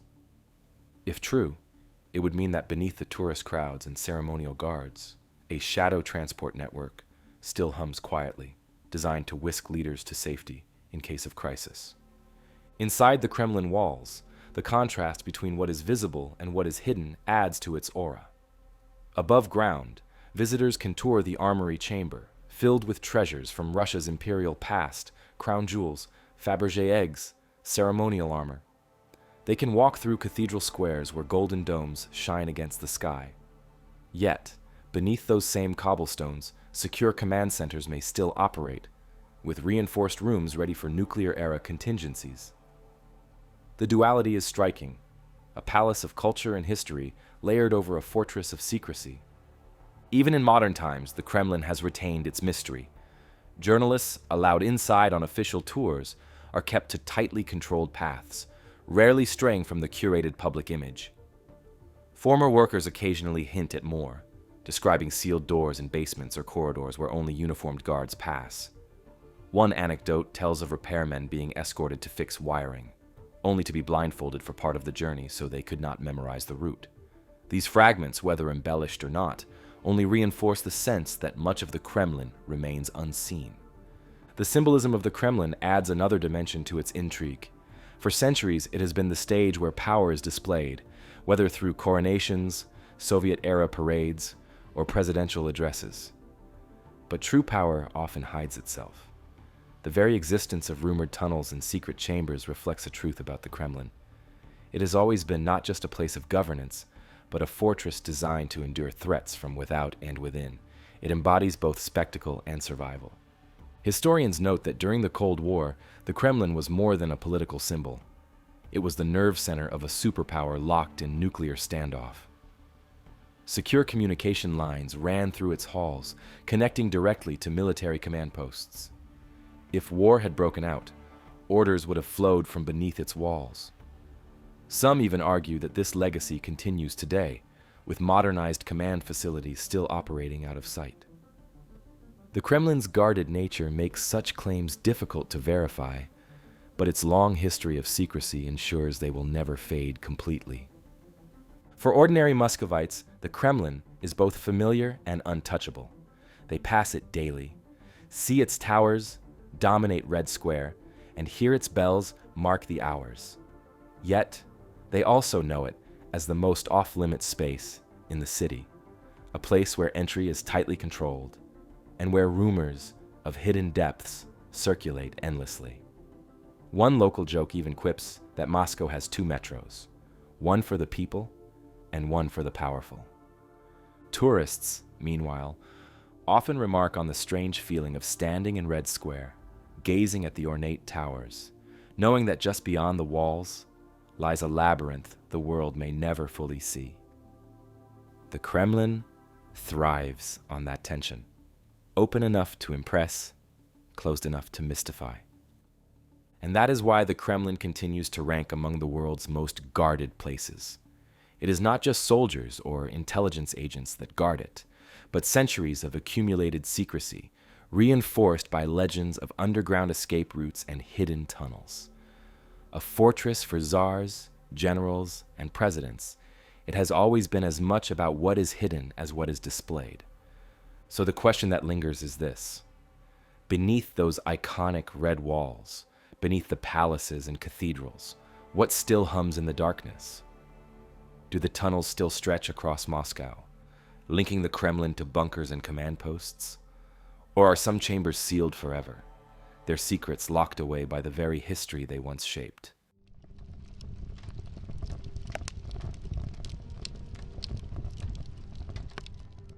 Leaving behind Moscow's fortified Kremlin, our path now winds to the rugged mountains of eastern Afghanistan, where stone cliffs rise like jagged teeth against the sky. Hidden within these peaks is one of the most infamous cave systems of modern times, Tora Bora. Mention the name, and most people immediately think of Osama bin Laden, US bombs, pounding the mountains, and a frantic search for the world's most wanted man. But the story of Tora Bora goes far deeper than a single fugitive. It's a place where history, legend, and mystery collide, carved into the white mountains in ways that are still not fully understood. The Tora Bora caves are located near the border with Pakistan, about 30 miles from Jalalabad. The name itself translates to black dust, a fitting description of the dark rock and powdery soil of the region. For centuries, these mountains have been used as hiding places and strongholds. Local tribes knew the caves well, relying on them for shelter and defense long before the modern world took notice. By the late 20th century, however, the system had been expanded into something far more formidable. During the Soviet-Afghan War in the 1980s, the caves became a strategic hub for Mujahideen fighters. With funding and support from outside powers, including the United States, they were fortified, expanded, and linked with networks of tunnels. Some reports claim entire complexes were carved out, storage areas for weapons, sleeping quarters, and hidden routes for moving men and supplies. By the time the Soviets withdrew, Tora Bora had earned a reputation as nearly impregnable, a natural fortress improved by human hands. That reputation reached its peak in 2001. After the September 11th attacks, US forces launched their invasion of Afghanistan, and intelligence quickly pointed to Tora Bora as bin Laden's hideout. The caves were said to contain a warren of tunnels, some stretching for miles, with chambers large enough to house vehicles and supplies. US officials described them as a mountain fortress, complete with electricity, communication systems, and fortified positions. Whether those descriptions were exaggerated or not, the image stuck. A modern terrorist kingpin holed up in a medieval labyrinth. In December 2001, the battle for Tora Bora began. American and Allied forces bombarded the mountains with airstrikes, dropping hundreds of bombs and missiles onto the suspected hideouts. Ground forces moved in with the help of Afghan militias, sweeping the slopes and blasting entrances. The campaign was intense, but when it ended, bin Laden was nowhere to be found. Despite the destruction, many passages remained sealed or unexplored. Some collapsed under bombardment. Others were simply too dangerous or remote to enter. The result was an enduring mystery. Had bin Laden escaped through the mountains into Pakistan, or had he vanished into chambers the US never uncovered? The uncertainty gave rise to speculation. Some military analysts argued that the caves were far deeper and more elaborate than the public realized, with sealed-off tunnels that survived the bombing intact. A few even suggested that bin Laden could have remained hidden inside for weeks or months, protected by passages that were never mapped. Others noted that the Soviets had once tried to neutralize the caves with heavy bombing as well, yet the system endured. If entire sections of Tora Bora remained untouched, what might still be hidden there? Stockpiles of weapons, abandoned supplies, or deeper chambers dating back centuries. First-hand accounts from soldiers add to the picture. Some describe moving through narrow tunnels, barely wide enough for a person to squeeze through, the air heavy with dust, the walls blackened by smoke from decades of fires. Others recall stumbling into larger caverns, big enough to hold dozens of men, with crude ventilation shafts cut into the rock. The sense of danger was constant, not just from enemy fighters, but from the caves themselves. A single grenade or a collapsing roof could wipe out a squad in an instant. One U.S. officer later admitted that the caves felt endless, as though every tunnel explored only hinted at more hidden behind. The mythology of Tora Bora has only grown in the years since. Some conspiracy theories claim the caves once held hidden caches of advanced weapons supplied during the Cold War, possibly even Stinger missiles or heavy artillery still buried inside. Others speculate that parts of the complex were so deep they could serve as underground command centers, waiting to be rediscovered by whoever dares venture far enough. With little reliable mapping, and most of the system still sealed or inaccessible, the truth remains elusive. Even locals, who have lived in the shadow of Tora Bora for generations, tell stories of passages that stretch further than anyone dares to go. Some whisper about bottomless caves where explorers vanished, others about chambers that feel ancient, predating even modern conflicts. Whether these are legends or fragments of truth is hard to say, but they add to the aura of a place already steeped in mystery. What makes Tora Bora so compelling is how it blurs the line between natural wonder and human fortress. On one hand, it is a product of geology, with caves formed over millennia. On the other, it has been shaped and weaponized by centuries of conflict, turned into a warren that can defy even the most advanced military campaigns. That combination makes it not just a battlefield, but a symbol of resilience, secrecy, and the limits of even modern power to fully uncover what lies below. And so, the caves endure. Today, Tora Bora is quieter, though not entirely at peace. Periodically, reports surface of militants using the caves again, slipping across the mountains, hiding in chambers that remain beyond reach. Efforts to fully map or seal the system have never succeeded, leaving open the possibility that large sections remain unexplored. Which leaves us with the lingering question: did the world's most wanted man truly slip away across the border, or did the mountains themselves hide him in passages no bomb or patrol could ever find? And beyond bin Laden, what other secrets remain sealed within the dark heart of Tora Bora, waiting for the day they might be rediscovered?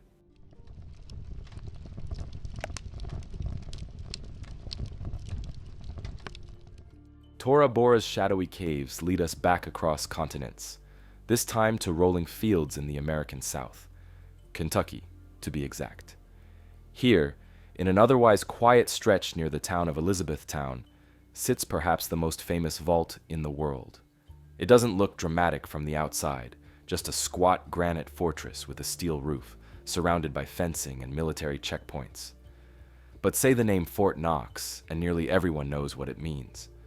Unimaginable wealth, secrecy, and one of the tightest security systems ever built. Fort Knox, officially known as the United States Bullion Depository, was established in 1936 as a secure place to store the nation's gold reserves. At the time, the Great Depression had shaken economies worldwide, and President Franklin D. Roosevelt's administration was eager to safeguard America's wealth.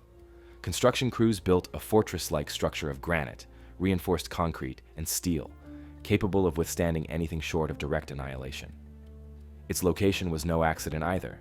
Situated on a military post already home to thousands of soldiers, the depository could rely on instant armed protection if needed. The security measures are legendary. The main vault door alone weighs more than 20 tons, requiring a complex system of multiple combinations held by different staff members. No single person knows the entire access code. Inside, compartmentalized locks control access to individual storage areas. The walls are reinforced with granite and concrete, designed to withstand explosives, while the surrounding grounds bristle with fences, razor wire, and surveillance. Armed patrols and modern detection systems cover every angle. The airspace overhead is restricted, and the military presence around it ensures that Fort Knox is more than just a vault. It's a fortress within a fortress. For decades, Fort Knox has symbolized absolute security. In fact, the phrase, "as secure as Fort Knox," has become shorthand for anything considered unbreachable. Yet for all its fame, almost no one has ever seen inside. Even presidents aren't casually given tours. Franklin Roosevelt never entered after it was built. Dwight Eisenhower is said to have visited, and in 1974, members of Congress and the press were invited inside for a one-time inspection, amid rumors that the vault was empty. But aside from that rare glimpse, the public has been kept entirely in the dark. That secrecy, of course, has fueled endless speculation. Officially, Fort Knox once held over 4,500 metric tons of gold, representing much of America's reserves. But skeptics argue that the vault may be largely empty, the gold sold or moved long ago.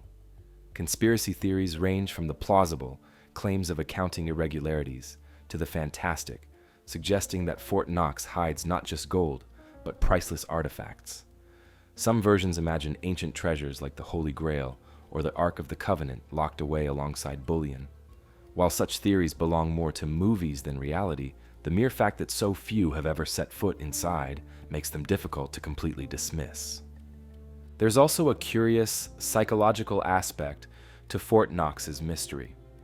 Because access is denied to almost everyone, the image of the vault looms larger in the imagination than its actual contents. For Americans during the mid-20th century, it became a reassuring symbol. No matter how chaotic the world became, the gold at Fort Knox represented solidity and security. During World War II, the depository even stored more than bullion. It temporarily safeguarded the Magna Carta, the Gutenberg Bible, and the Declaration of Independence while Washington, D.C., was considered vulnerable to attack. Few people realize that, for a time, some of the most important documents in Western history sat in the Kentucky hills. The 1974 inspection remains one of the strangest episodes in the Fort Knox story. Rumors had been circulating that the gold was gone, siphoned off, or secretly relocated. In response, a small group of congressmen and journalists were allowed inside. They were shown stacks of gold bars, touched them, and reported that the treasure was real. Yet the event raised as many questions as it answered. Critics argued that the inspection was too staged, that only a fraction of the vault was shown, and that it proved nothing about the overall reserves. To this day, there is no regular independent audit of Fort Knox, which means the speculation continues unchecked. Personal anecdotes from those who worked at the facility are scarce, but when they surface, they paint a picture of extreme compartmentalization.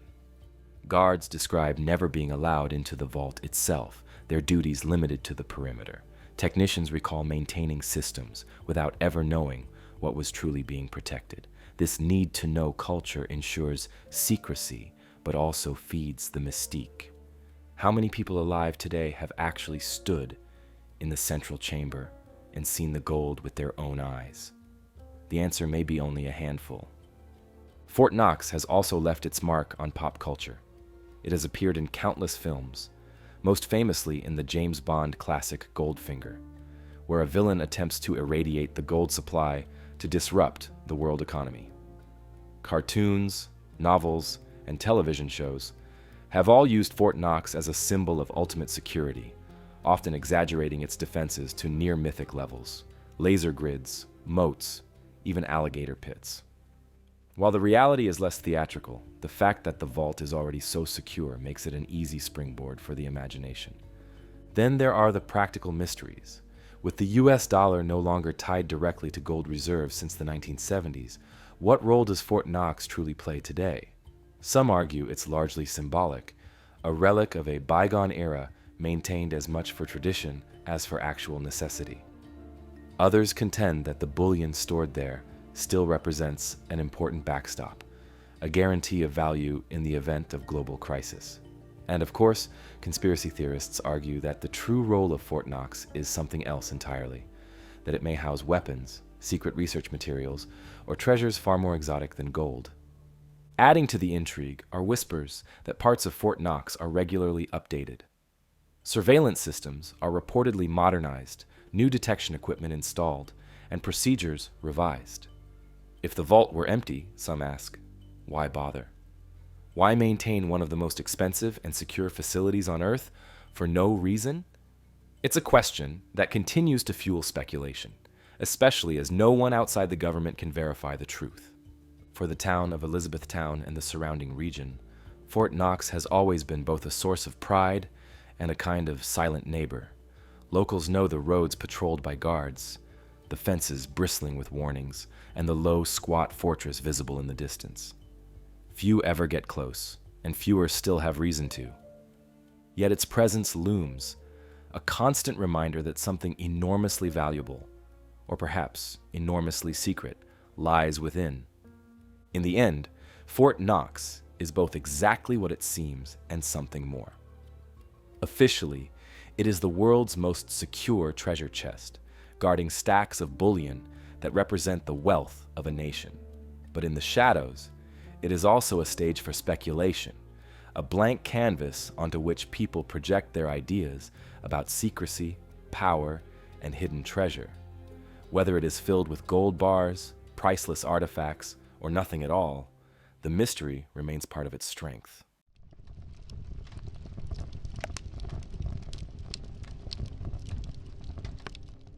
After the legendary reputation of Fort Knox, it feels only natural to cross the Atlantic and step into the heart of London, where another treasure chamber sits hidden beneath the city's oldest financial institution. On the surface, the Bank of England is a grand building on Threadneedle Street, its neoclassical walls looming over the financial district like a temple to money itself. But below those marble halls lies something far more intriguing, a labyrinth of vaults said to hold billions in gold bars, stacked in rows that stretch further than the eye can see. The Bank of England has been safeguarding the nation's wealth since 1694, but its underground vaults have become the stuff of legend. Deep beneath the city, reinforced chambers house not just Britain's reserves, but also gold belonging to other countries and central banks. In total, the vaults reportedly hold over 400,000 bars, making it one of the largest gold repositories in the world. Each bar weighs around 12 kilograms, and collectively, the piles beneath London represent hundreds of billions of pounds worth of value. To visualize it, imagine walking through endless rows of shelving, where each book is a gold brick, the weight of history itself pressing down from every direction. Of course, wealth, on that scale, demands extraordinary security. Entry to the vaults requires passing through layers of reinforced steel doors, monitored corridors, and checkpoints where only the most carefully vetted staff are permitted. The locks themselves are almost theatrical. Keys are said to be more than 3 feet long, almost like something out of a medieval castle rather than a modern bank. But these keys are only part of a system that includes electronic verification, seismic detectors that can sense the faintest vibration, and guards trained to notice even the smallest irregularity. For ordinary Londoners walking above, the thought that such treasure lies directly beneath their feet is almost surreal. Despite its importance, remarkably little has ever been seen of the vaults. The Bank of England has released only a handful of official images, rows of gold bars under fluorescent lights, an almost clinical atmosphere of wealth and secrecy. That scarcity of evidence fuels the mystery. If the vaults really hold so much, why not prove it more often?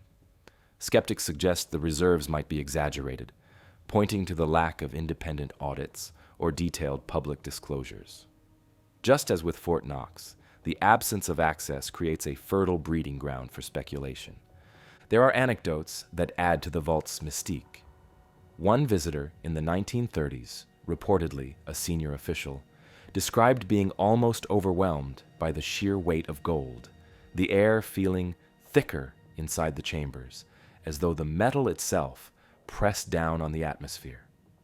Another story, perhaps apocryphal, claims that during the Second World War, staff slept in the vaults on camp beds to ensure the gold was never left unattended, even as bombs fell on London. Whether true or not, the idea of men and women huddled among stacks of gold as the Blitz raged above perfectly captures the vault's role as the ultimate last line of security. The vaults are also central to Britain's role in the global economy. Countries around the world store gold in London, trusting the Bank of England's reputation and security. Some governments even conduct gold transactions by simply shifting ownership of bars that never leave the vault. A central bank in Asia might sell 1,000 bars to a European counterpart, and the only thing that changes is the name on the paperwork. In this way, the vaults aren't just storage, they're the invisible engine behind international trade. Yet, questions linger. How much gold is truly down there? Are the official numbers accurate, or are they a carefully maintained illusion? The secrecy, once again, ensures we can't be certain. Even parliamentarians have occasionally pressed for more transparency, only to receive vague assurances that everything is accounted for. And the unusual design of the keys, the archaic appearance of the doors, and the scarcity of photographs all add to the sense that this is less a simple vault and more a hidden world beneath the city. Visitors who have managed to step inside often describe the experience with a mixture of awe and unease. The rows of bars glitter under sterile lights, but the silence is heavy, broken only by footsteps echoing against steel and stone. One journalist, who was allowed in for a brief tour, admitted that touching a gold bar was both thrilling and strangely anticlimactic, holding a piece of immense value that felt, in the hand, like nothing more than a very dense brick. But the true weight, he said, was psychological. Standing among so much concentrated wealth makes you realize how arbitrary and yet how powerful the idea of money really is. And then there are the myths. Some claim the vaults conceal more than just bullion, perhaps historic treasures hidden away during times of war, or even artifacts never returned to their original owners. With centuries of empire and conflict behind it, it's not hard to imagine the bank's vaults doubling as storage for items far more symbolic than financial. The lack of access ensures that such theories can never be fully disproved. And so, the Bank of England vaults remain what they have always been, the invisible foundation of Britain's financial empire, hidden in the depths below Threadneedle Street. Above ground, bankers, tourists, and politicians go about their business. Below, in the cool silence, sits row after row of gold, guarded by steel doors taller than a man and keys longer than your arm.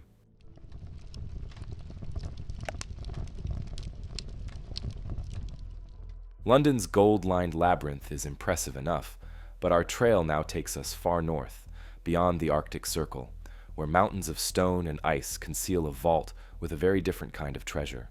On a remote Norwegian archipelago called Svalbard, there's a doorway cut into the side of a mountain, its angular concrete facade jutting out of the permafrost like a piece of modernist sculpture. Lit by a strip of cold blue light, it looks almost alien against the snow. This is the Svalbard Global Seed Vault, often nicknamed the Doomsday Vault. It doesn't guard gold or currency, but something arguably far more valuable: the future of life on Earth. The concept is simple, but profound. The Seed Vault is a backup system for humanity's agriculture. Inside its frozen chambers, millions of seed samples from nearly every corner of the world are stored in carefully cataloged packets. Wheat from the Middle East, rice from Asia, maize from the Americas, rare heirloom plants from remote villages, all sealed, labeled, and tucked away on steel shelving deep within the mountain. If war, climate change, disease, or disaster ever wiped out a crop, these seeds could be withdrawn, planted, and used to restart food systems. In other words, it's a safety net for civilization, a kind of insurance policy against extinction. Why Svalbard? location is everything. The islands lie midway between Norway and the North Pole, in a zone of permanent permafrost.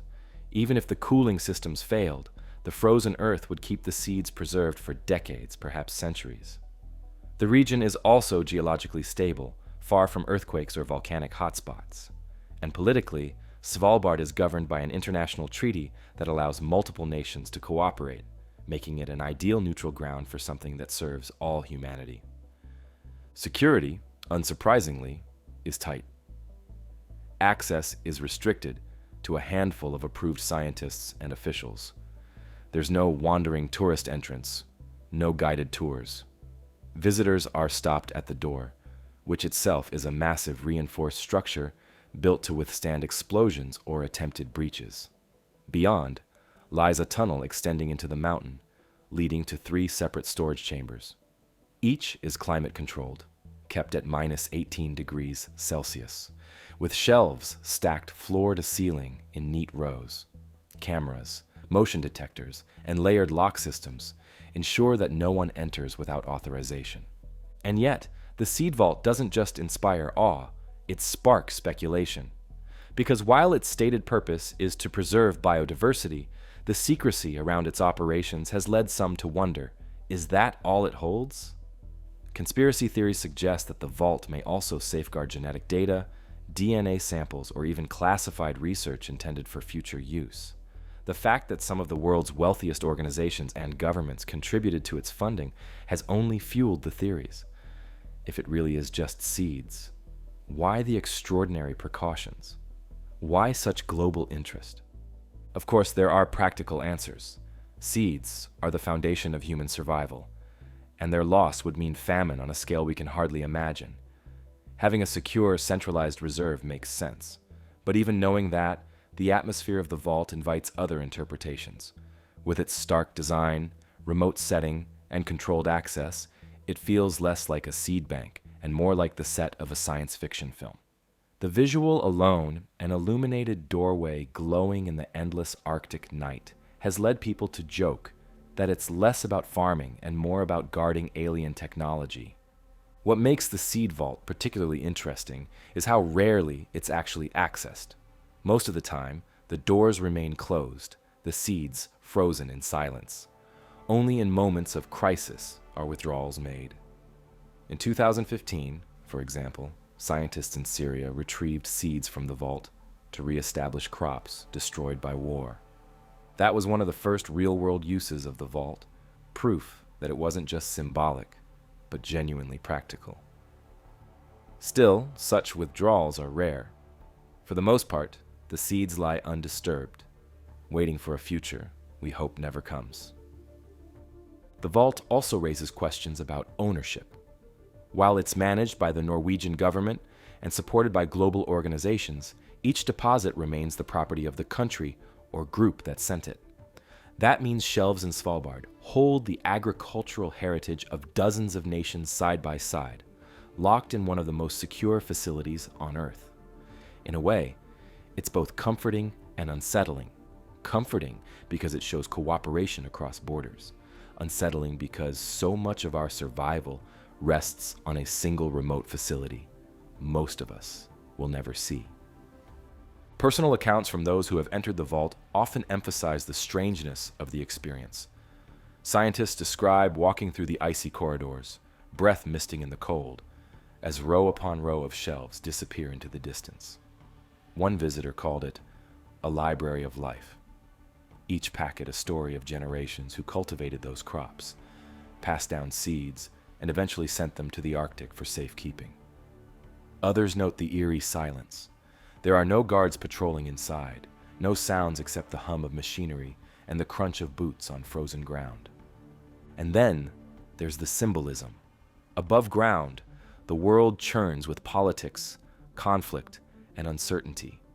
Below, in a frozen cavern, humanity's future is locked away with methodical precision. It's a reminder of how fragile our systems are and how much thought has gone into preparing for collapse. But it also begs the question, what future disaster do we expect so strongly that we've built a vault to outlast it? Is it nuclear war, climate catastrophe, or something we can't yet predict. Svalbard's seed vault is not just a storage facility, it's a statement. It says we know our world is vulnerable, that our food systems could fail, and that we're willing to prepare for the worst. At the same time, its remoteness and secrecy mean it will likely always carry an aura of mystery, whether you see it as humanity's greatest insurance policy or a vault for secrets beyond seeds. Its presence on that frozen island is a constant reminder of the delicate balance we live in. And that brings us to the end of our journey through some of the most heavily guarded and secretive places on Earth. From vaults of gold and seeds to mountains hollowed out for war and islands locked away by nature, each one reminds us just how much of our world remains out of reach, hidden behind doors we'll never open. But now, I want to hear from you. What do you think? Which of these locations fascinates you the most, and are there others you believe should be on this list? Drop your theories and suggestions in the comments. I'd love to see where your curiosity takes you. Thanks for joining us once again, and as always, until next time, stay curious.